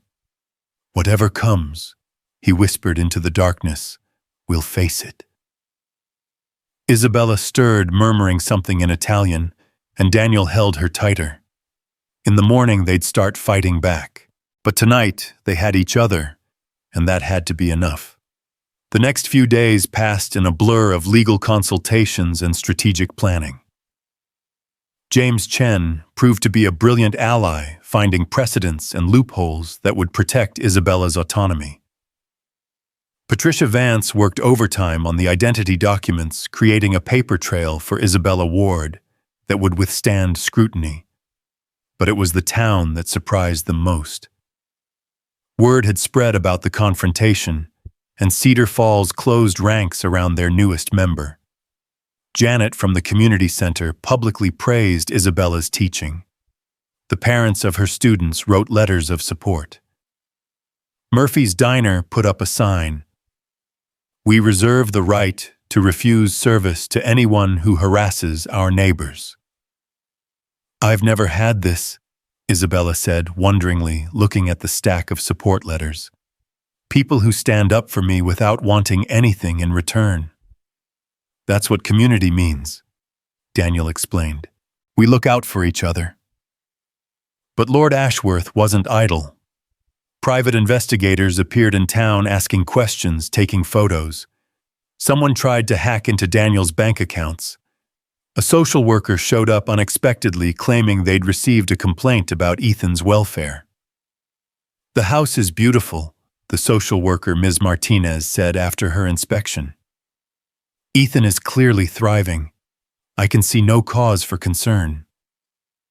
"Who made the complaint?" Daniel asked, though he already knew. "Anonymous. But between you and me, it felt like harassment. Ethan's teachers speak highly of him, and it's obvious he's well cared for." After she left, Isabella was shaking with rage. "Using Ethan to get to me, that's unforgivable." "It's also desperate," Daniel pointed out. "Your father's running out of moves." The breaking point came a week after the confrontation. Daniel was in his workshop when his phone rang. Unknown number. "Mr. Carter, this is Alessandro Medici. I think we should talk." "I have nothing to say to you. Not even if I tell you I want to help." Daniel paused. "I'm listening." "Not on the phone. Too many ears. Meet me at Murphy's in an hour. Alone." Daniel debated, then agreed. He found Alessandro in a back booth, looking oddly out of place in his expensive suit among the vinyl and formica. "Thank you for coming," Alessandro said, gesturing for Daniel to sit. "What do you want?" "To make a deal. You see, Mr. Carter, I don't actually want to marry Rosalind." Daniel blinked. "What?" Alessandro smiled ruefully. "Oh, she's beautiful, accomplished everything a man could want. But she's also in love with you, and I'm otherwise engaged." "Then why?" "Because our families have been planning this merger for 20 years. The financial implications are staggering. But here's the thing, I've been documenting certain irregularities in both family businesses, things that would be very interesting to federal investigators. You're blackmailing your own family. I'm protecting myself, and potentially Rosalind if we play this right." Alessandro pulled out a flash drive. "Everything's on here. Proof of money laundering, tax evasion, bribery. Enough to bring down both empires." "Why would you give this to me?" "Because Rosalind deserves to be free. And because if our families fall, I'll be free too." Alessandro's expression softened. "There's someone I love, someone my family would never accept. If the Medici Empire crumbles, I can finally be with him." Daniel stared at the flash drive. "This could destroy Lord Ashworth." "Completely, but it's dangerous. Once you use this information, there's no going back." "What do you want in return?" "Nothing from you. But tell Rosalind. Tell her I'm sorry. For the rose, for the years of pretending, for not being brave enough to stand up sooner." Alessandro left the flash drive on the table and walked out, leaving Daniel with a weapon that could end everything or destroy them all. That night, Daniel showed Isabella the flash drive, explaining Alessandro's visit. She stared at it like it might bite. "He's gay," she said finally. "All these years, and he never said he was as trapped as you were." "The rose ceremony," Isabella whispered. "He held my hand through it, told me to be strong. I thought he was being cruel, but maybe he was trying to help. The question is, do we use this?" Isabella picked up the flash drive, turning it over in her hands. "It would destroy my father, not just financially, but socially. The shame would kill him. He tried to destroy us." "I know, but using this, it makes us like them, willing to destroy lives for our own gain." Daniel took her hands. "Then what do you want to do?" "I want to offer him a choice. The same choice he never gave me. Freedom or destruction." The next morning, Isabella called her father. Daniel listened as she laid out their terms: leave them alone permanently, or the information would be released. Complete autonomy for Isabella, no contact, unless she initiated it, and no more threats against Daniel or Ethan. Lord Ashworth's response was volcanic threats and curses that Isabella weathered with surprising calm. "You have 24 hours to decide," she said finally. "Choose wisely, Father. For once in your life, choose love over control." She hung up, shaking but resolute. "He'll never agree," she said. "His pride won't let him." But she was wrong. That evening, a lawyer arrived with documents. Lord Ashworth's complete withdrawal, legal emancipation for Isabella, despite her age, and a trust fund in her name, her inheritance from her grandmother, finally released. "He's letting me go," Isabella breathed, reading through the papers. "He's saving himself," Daniel corrected. But the result's the same. They signed where indicated, and just like that, Isabella was free. Lady Rosalind Ashworth was officially dead, and Isabella Ward was legally recognized.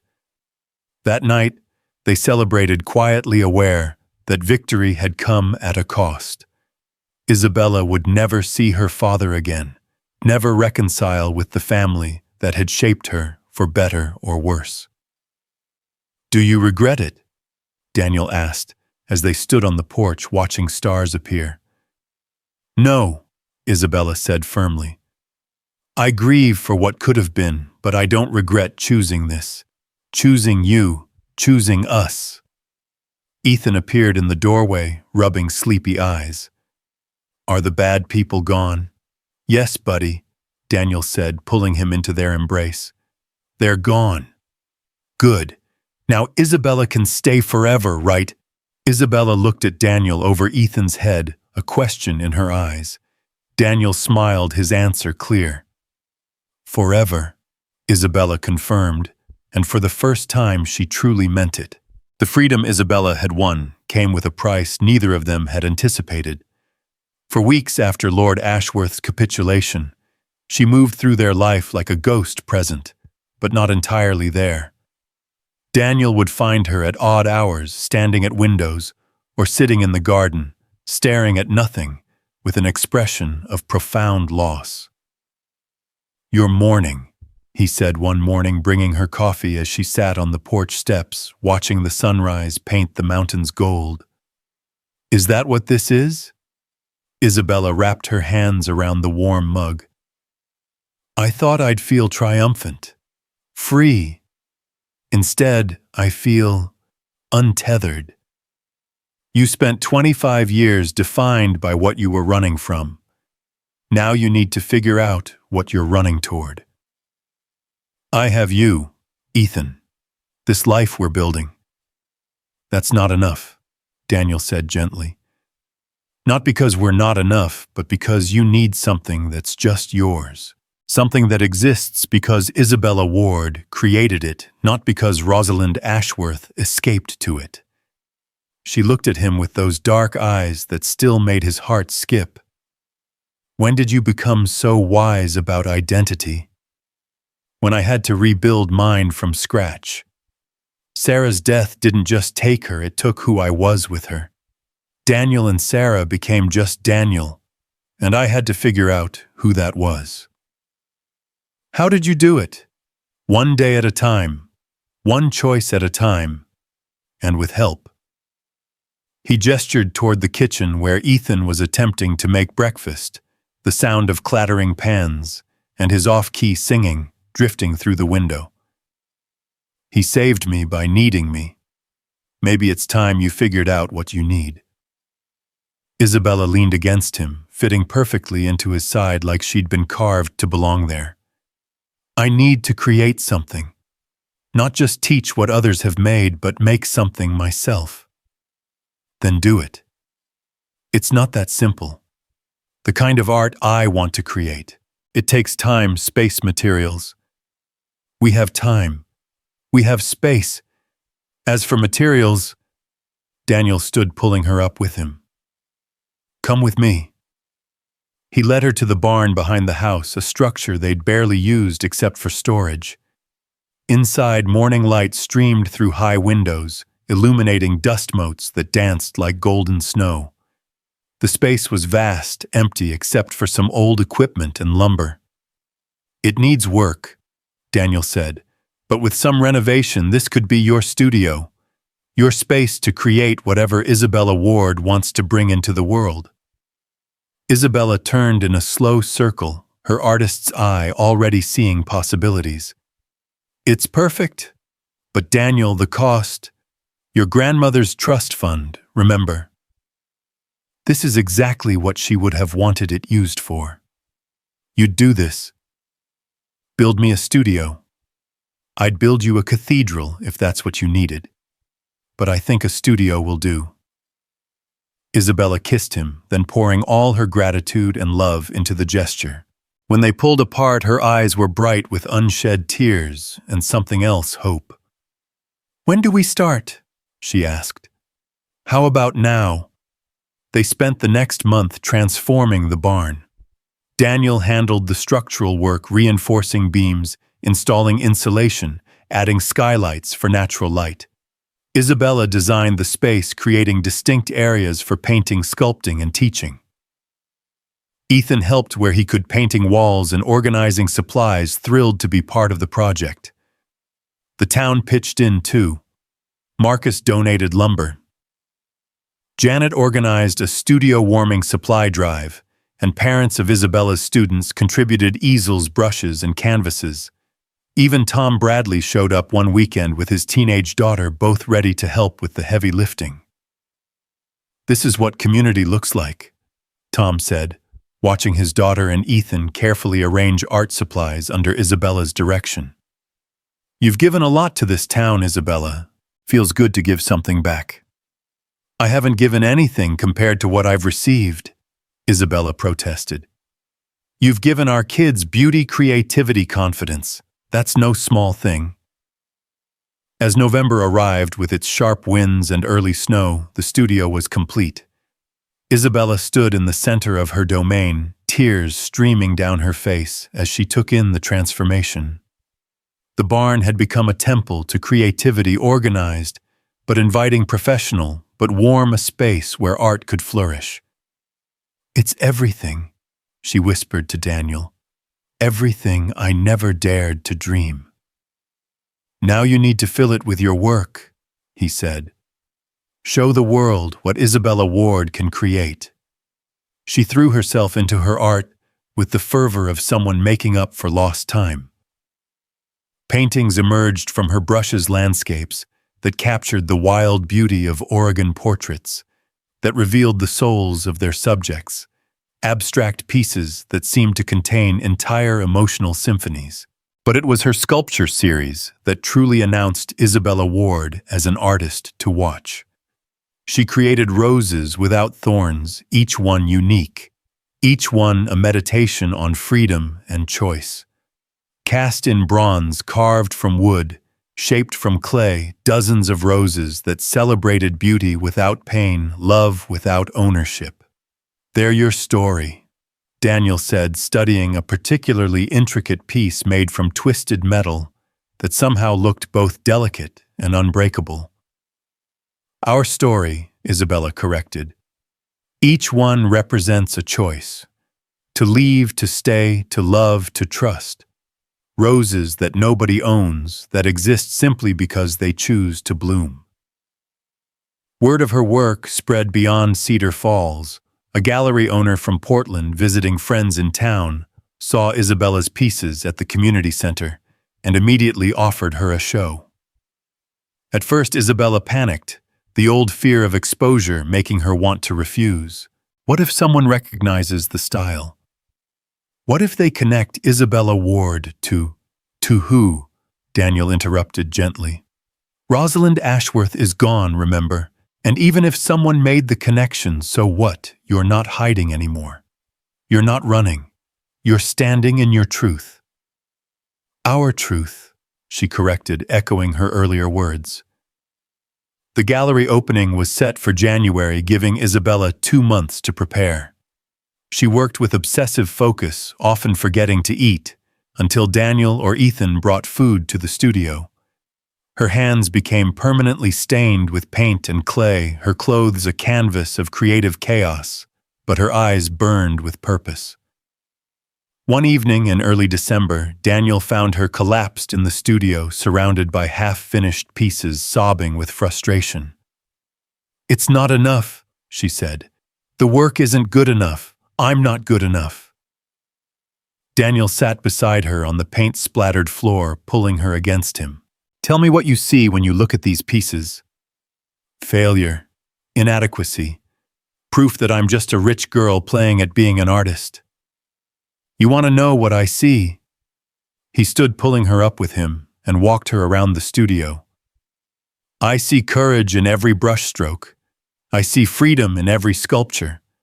I see a woman who chose to create beauty instead of accepting emptiness." "You're biased," Isabella protested weakly. "Completely. Doesn't make me wrong." He picked up a portrait she'd done of Ethan, capturing not just his features, but his spirit, the curiosity, the kindness, the resilience that lived in their son. "This isn't just technical skill, Isabella. This is truth. You see people really see them, and you show us what you see.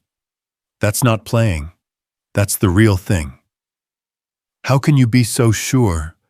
"Because you've shown me myself through your eyes, and for the first time since Sarah died, I like what I see." Isabella studied him for a long moment, then picked up her brush. "Stay there. Don't move." "Isabella, you need to rest."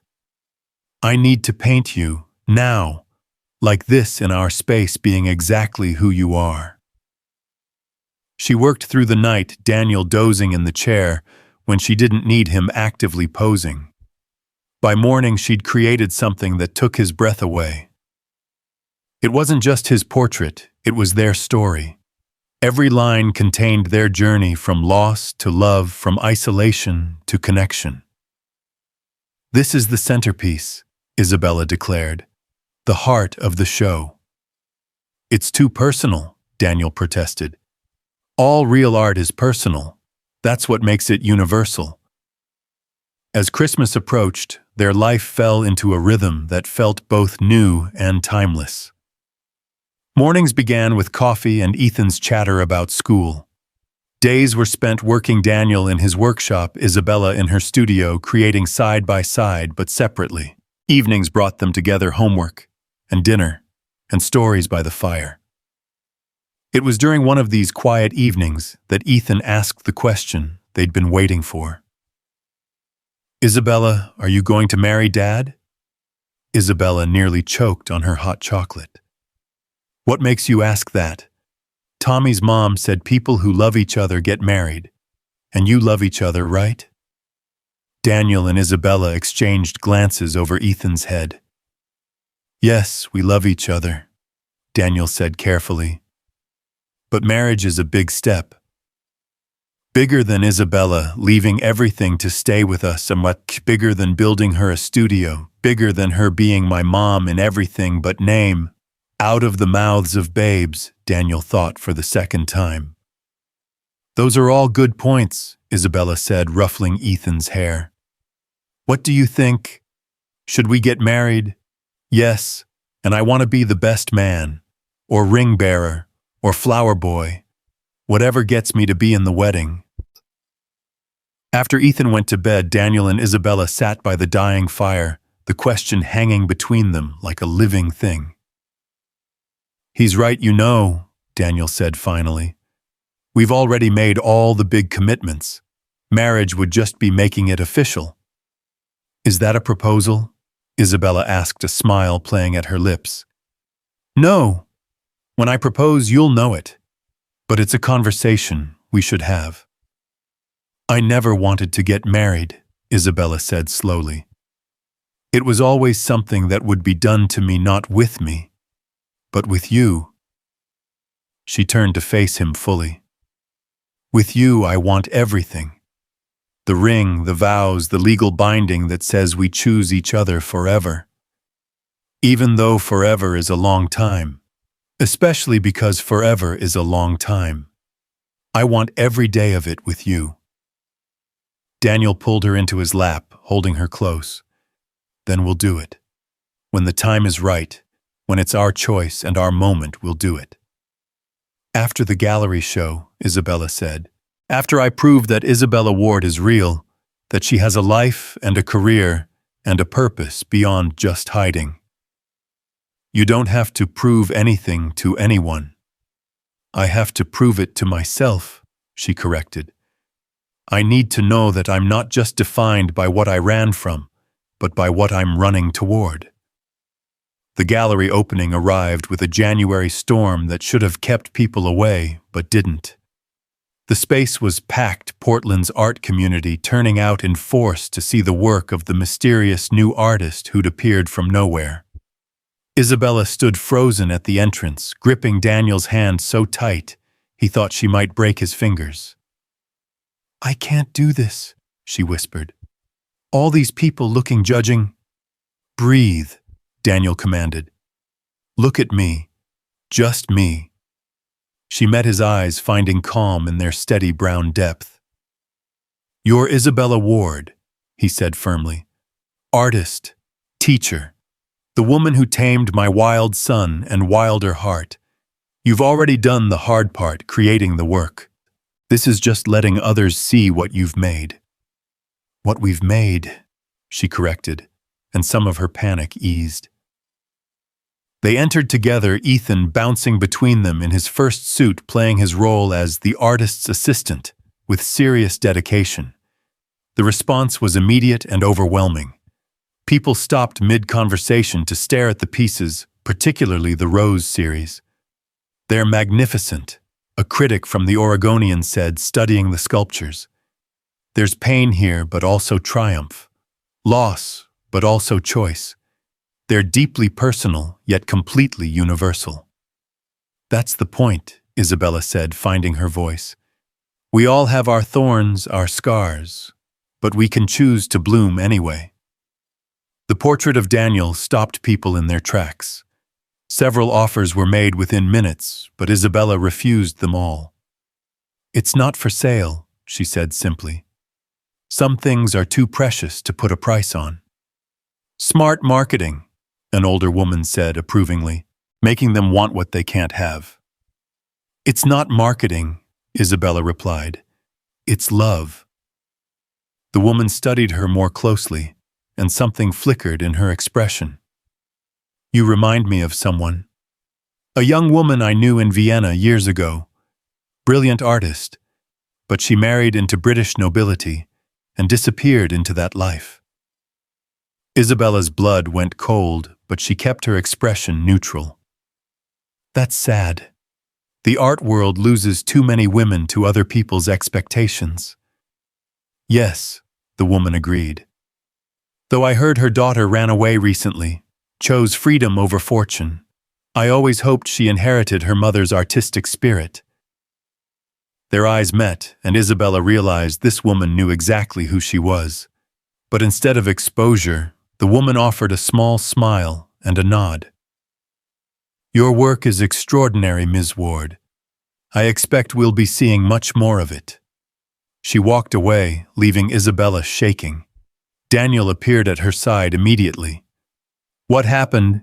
She knew my mother. Oh, she knows who I am. And she's keeping my secret. Isabella's eyes filled with tears. My mother was an artist. I never knew. They never told me. Of course she was, Daniel said gently. Where else would your talent come from? The rest of the evening passed in a blur. Nearly every piece sold, commissions were offered, and by the end of the night, Isabella Ward was established as a serious artist with a bright future. But the most important moment came when a young woman approached, holding the hand of a teenage girl who looked like she'd rather be anywhere else. Ms. Ward, I'm Claire Morrison, and this is my daughter Lily. She's having a hard time. Her father and I are divorcing, and she's angry at the world. But when she saw your roses in the paper, something clicked. She hasn't stopped drawing since. Isabella knelt to Lily's level, studying the girl's defensive posture, the pain barely hidden behind teenage sullenness. You draw? Isabella asked gently. Sometimes, Lily mumbled. Would you show me artist to artist? Reluctantly, Lily pulled out her phone, showing Isabella photos of her sketches. They were raw, angry, powerful thorns everywhere, roses strangled by vines, beauty fighting to survive. These are wonderful, Isabella said sincerely. You're showing the truth that beautiful things have to fight to exist. That's real art. Everyone else says they're too dark. Everyone else is afraid of honesty. Art isn't about making people comfortable. It's about making them feel. Isabella stood addressing both mother and daughter. I teach classes at the community center, but I also take private students. Lily, if you're interested, I'd love to work with you. Really? The girl's defensive mask slipped, revealing desperate hope beneath. Really? You have something to say. I'd like to help you say it. As the Morrisons left with plans to start lessons, Daniel wrapped his arm around Isabella's waist. You just changed that girl's life, he said. She reminded me of myself, trapped, angry, desperate to express something nobody wanted to hear. Isabella leaned into him. If I can help even one person find their voice through art, then everything I went through was worth it. Everything. Everything that led me to you, to this life, to this moment, yes, worth it. They drove home through the snowy night, Ethan asleep in the back seat. The truck filled with comfortable silence. As they pulled up to the cabin, Isabella gasped. The house was lit with hundreds of tiny lights, creating a fairyland in the snow. A banner hung across the porch. Congratulations to our artist. The town? Isabella asked, tears starting again. The town, Daniel confirmed. Tom organized it while we were gone. This is their way of saying you belong. They stood in their driveway, looking at their illuminated home, their sleeping son, their life made visible in points of light against the darkness. I never thought I'd have this, Isabella whispered. A home. A real home. You do now. Forever if you want it. Forever, she agreed, and kissed him under the lights that proclaimed her part of something bigger than herself. But forever, they would soon learn, sometimes requires fighting for every single day. The past, even when officially released, has a way of casting shadows into the future. And Isabella's fight for freedom was far from over. The next morning brought a registered letter that would change everything. Isabella opened it at the breakfast table, her face going pale as she read. What is it? Daniel asked, immediately alert. It's from Alessandro, she said numbly. He's dead. The letter was from an Italian law firm informing her that Duke Alessandro Medici had died in a car accident in Rome. But that wasn't what had drained the color from Isabella's face. He left me something in his will, she continued. Documents, evidence, and a warning. She handed Daniel the letter. In Alessandro's own handwriting, a postscript had been added. Rosalind, if you're reading this, something has happened to me. The evidence I gathered is now yours. Our families are more dangerous than you know. They've been watching, waiting. Your father may have signed papers, but he hasn't given up. Neither has mine. Use what I've left you. Protect yourself. And know that I'm sorry for every moment of pain I was part of. You deserved better. We both did. This isn't over, Isabella said, her voice hollow. It's never going to be over. Daniel pulled her into his arms, feeling her tremble against him. Outside, the lights from last night's celebration still twinkled in the morning sun, a reminder of the life they'd built. a life now under threat once again. Then we keep fighting, he said firmly. Together. What if we can't win? What if they? Then we'll face whatever comes. But Isabella, look around you. Look at what you've built, who you've become. You're not that scared girl on the roadside anymore. You're Isabella Ward, artist, teacher, mother to Ethan. You have a community, a home, a family. That's real power. Isabella pulled back to look at him, drawing strength from his certainty. You really believe we can do this? I believe you can do anything. You've already proved that. Ethan wandered in, rubbing sleepy eyes, and climbed into Isabella's lap without hesitation. Why are you sad? He asked with his uncanny perception. Just worried about some grown-up stuff, Isabella said, holding him close. Is it about the bad people again? Maybe. But you know what? We're stronger than them. Because we have love and they don't? Ethan asked, remembering an earlier conversation. Exactly. Love is the strongest thing there is. Then we'll be okay, Ethan said with the simple faith of childhood. Can we have pancakes now? As Isabella made breakfast, trying to maintain normalcy for Ethan's sake, Daniel studied the letter again. Alessandro's death was suspicious, a single car accident on a clear night, no other vehicles involved. The kind of accident that happened when powerful people wanted someone silenced. They were still in danger. The fight wasn't over. But looking at Isabella and Ethan, working together in the kitchen, flour in their hair, and laughter filling the space, Daniel knew they'd face whatever came. They'd chosen each other, chosen this life, and that choice gave them a strength that all the money and power in the world couldn't break. The war for their freedom would continue, but for now, in this moment, they had peace. They had pancakes. They had each other. And sometimes that's the greatest victory of all. The documents Alessandro left arrived 3 days later, in a locked metal case delivered by a solemn Italian lawyer who spoke limited English but made his urgency clear. Daniel and Isabella waited until Ethan was at school before opening it, spreading the contents across their kitchen table like pieces of a dangerous puzzle. My God, Isabella breathed, reading through financial records, photographs, and correspondence. This goes back decades. Both families, the Ashworths and the Medicis, they've been running criminal enterprises under the cover of legitimate business. Daniel studied a photograph of a younger Lord Ashworth shaking hands with men Isabella identified as known crime figures. This is why Alessandro said it could destroy them completely. And why he's dead, Isabella said flatly. They killed him for gathering this.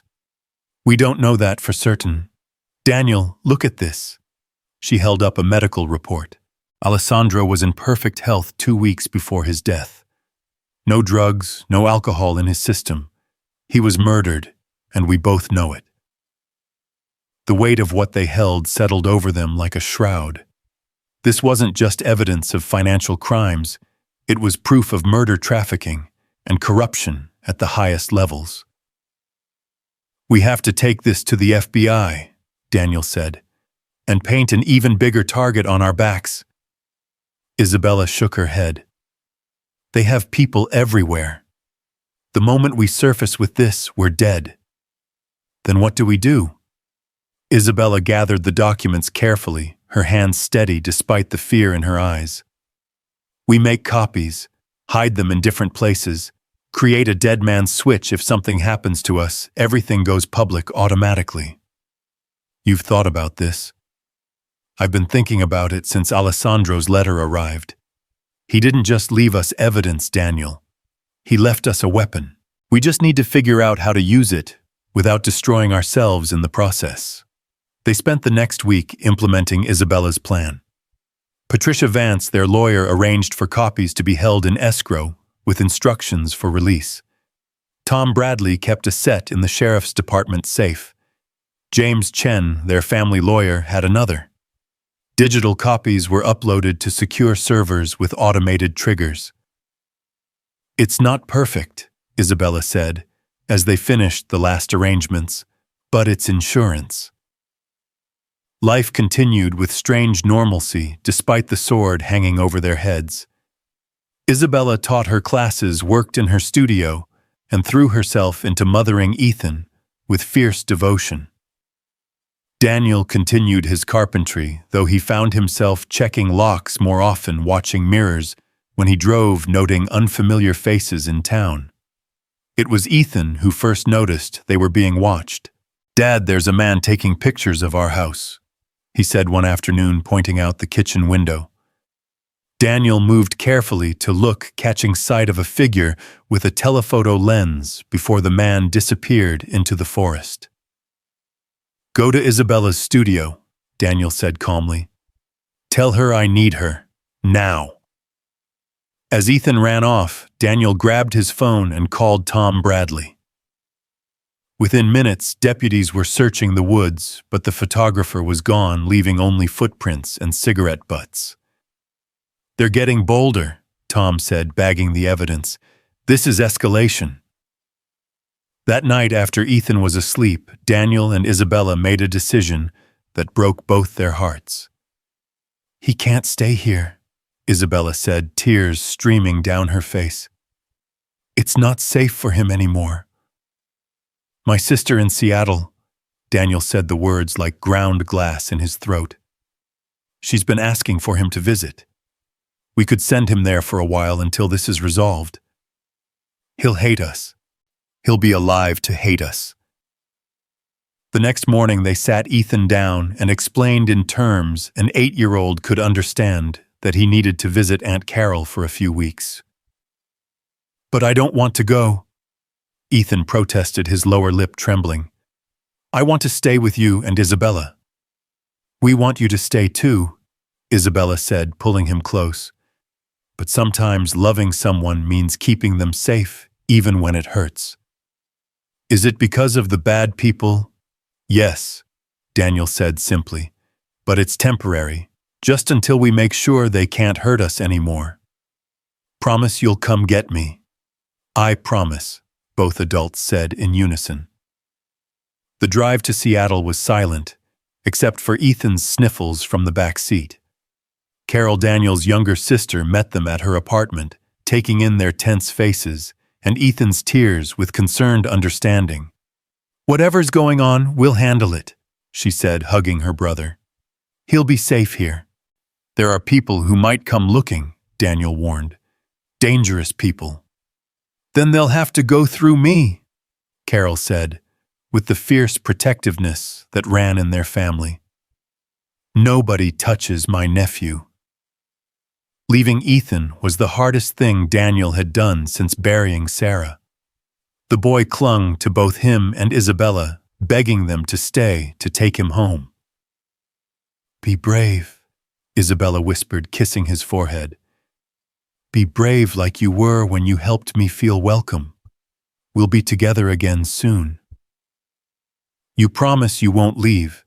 Ethan asked her specifically. "You won't run away?"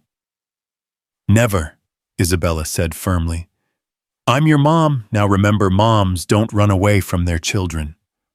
The word mom seemed to calm Ethan slightly, and he allowed Carol to lead him inside.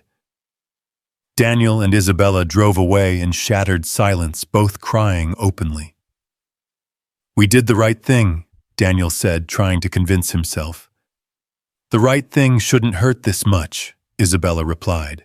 Back in Cedar Falls, the house felt empty, wrong, without Ethan's constant chatter and energy. Isabella threw herself into her art with desperate intensity, creating piece after piece, as if she could paint their way out of danger. Daniel worked on a project he'd been planning for months, a playground for the community center, something Ethan had suggested. 3 weeks passed in tense vigilance. They video-called Ethan every night, maintaining the illusion that everything was fine, that this was just a fun extended visit with his aunt. Carol reported that no one suspicious had been around, that Ethan was adjusting, making friends with her neighbor's kids. Then, on a Thursday morning that started like any other, everything changed. Daniel was in his workshop when he heard Isabella scream. He ran to the house to find her in the kitchen, staring at her laptop screen in horror. "My father's dead," she said numbly. The news article was brief. Lord Edmund Ashworth had died of a heart attack at his London estate.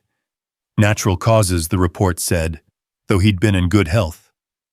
"Natural causes, my ass," Daniel said, reading over her shoulder. "First Alessandro, now your father. Someone's cleaning house." "The Medici family," Isabella said with sudden clarity. "They're eliminating everyone who knows about the evidence. My father must have told them about Alessandro's investigation. Which means we're next." The phone rang, making them both jump. Unknown number.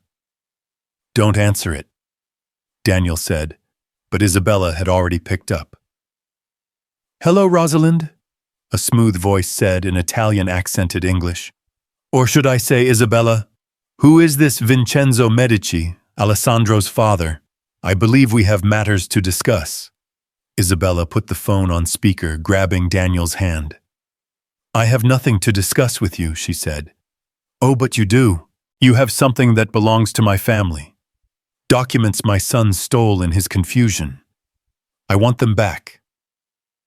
"I don't know what you're talking about." Vincenzo laughed, a sound like ice cracking. "Please, my dear, let's not insult each other's intelligence. Your father tried to play games too. You see how that ended. You killed him. Heart attacks are so unpredictable at his age. Stress, you understand. The stress of knowing his daughter had evidence that could destroy everything he built. You're a monster. I'm a businessman, and I'm offering you a business proposition. Return what Alessandro stole and you can continue your quaint little life in Oregon. Your carpenter, his son, your art, all of it can continue undisturbed. And if I refuse, then you'll learn what happened to those who opposed the Medici family throughout history. We have a long memory and a longer reach. You're threatening an 8-year-old boy. I'm stating facts. You have 48 hours to decide. I'll call again with instructions." The line went dead. Isabella was shaking so hard, Daniel had to help her to a chair. "We have to run," she said. "Take Ethan and disappear completely." "No," Daniel said firmly. "Running is what they expect, what they want. They can chase us forever if we run." "Then what?" "We fight back. We use the evidence. They'll kill us. They're going to try anyway. At least this way we take them down with us." Isabella looked at him, seeing the determination that had built their life, that had protected her from the first moment. "You have a plan. The beginning of one. But we'll need help." Over the next 24 hours, Daniel and Isabella assembled their own army. Not of soldiers, but of lawyers, journalists, and law enforcement officials who still believed in justice. Patricia Vance connected them with a federal prosecutor who specialized in international crime.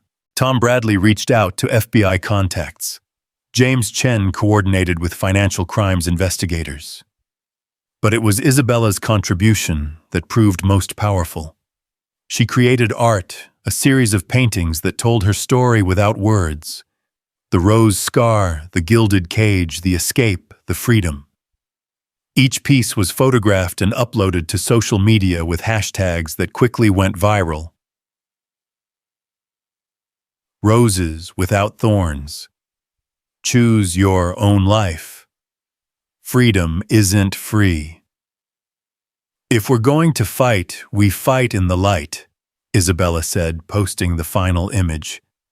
They can't kill us if the whole world is watching. The response was immediate and overwhelming. Within hours, Isabella's story was trending globally. Art critics, women's rights advocates, and survivors of similar situations shared their own stories. Major news outlets picked up the narrative. The mysterious Isabella Ward was suddenly the most famous artist in America. When Vincenzo called again, his smooth voice had edges of panic. "What have you done?" he demanded.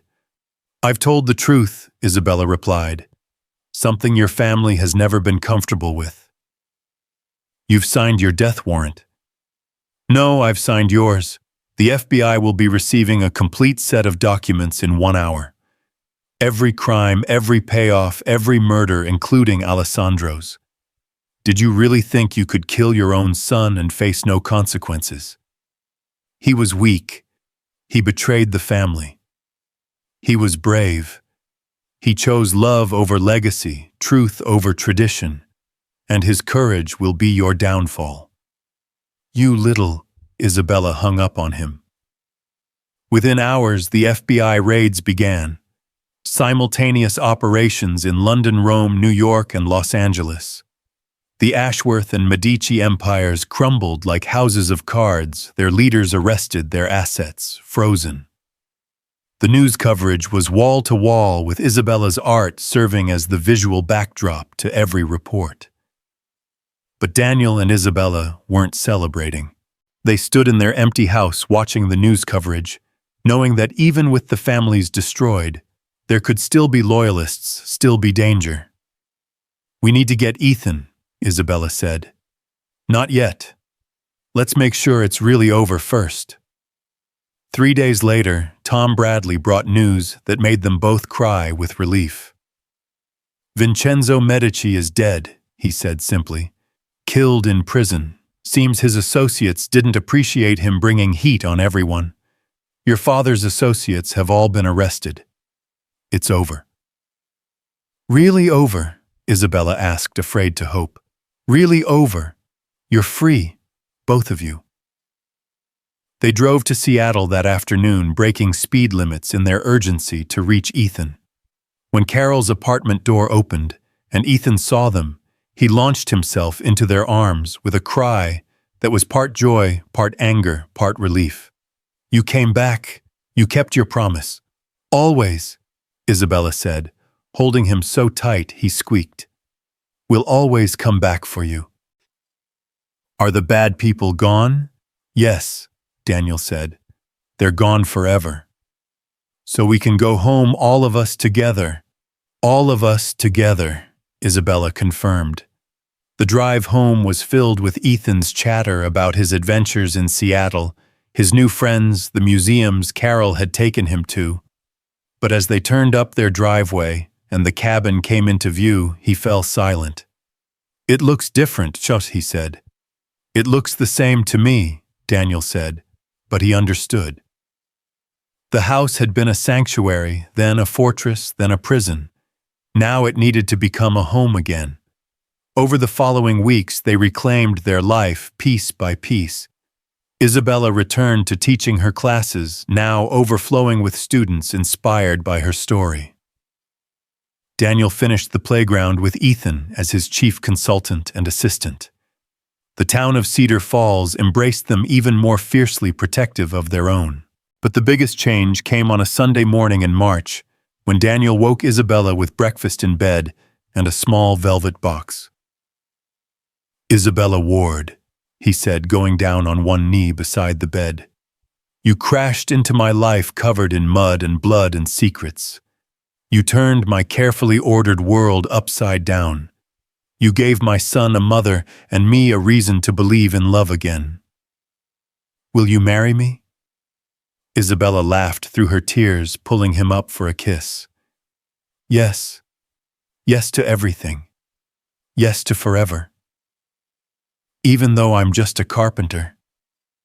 Because you're a carpenter who builds dreams into reality. Because you saw me when I couldn't see myself.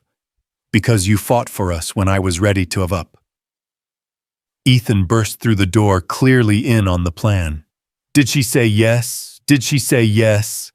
"She said yes," Daniel confirmed, and Ethan whooped, jumping on the bed to join their embrace. "Can I plan the wedding?" he asked excitedly. "I have ideas." "Oh, really?" Isabella laughed. "What kind of ideas?" "Well, first it should be in the garden. Mom's garden that we fixed, and everyone in town should come. And there should be cake, lots of cake. And you should wear a dress with roses on it, but happy roses, not the sad kind. Those all sound perfect, Isabella said, kissing his forehead.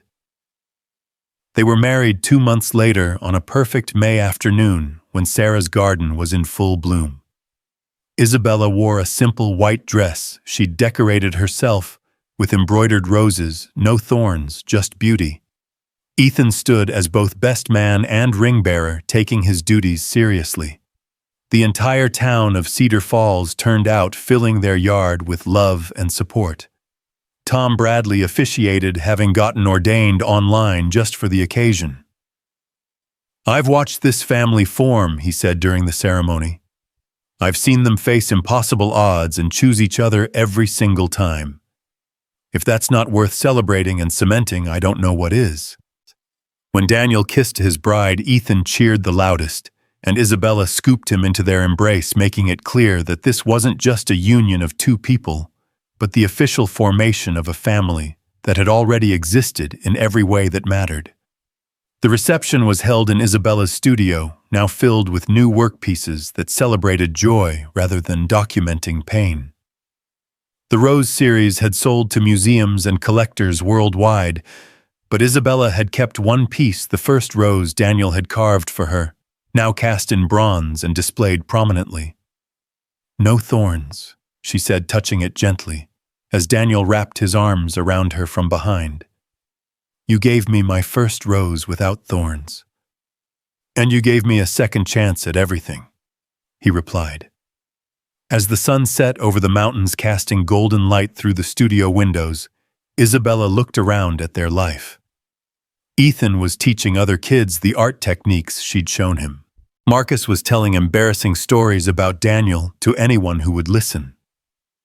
Janet was discussing plans for Isabella to mount an exhibition of local student work. Tom Bradley was deep in conversation with Patricia Vance about fishing, of all things. "Do you ever regret it?" Daniel asked quietly. Giving up that other life, Isabella turned in his arms, looking up at the man who'd saved her in every way a person could be saved.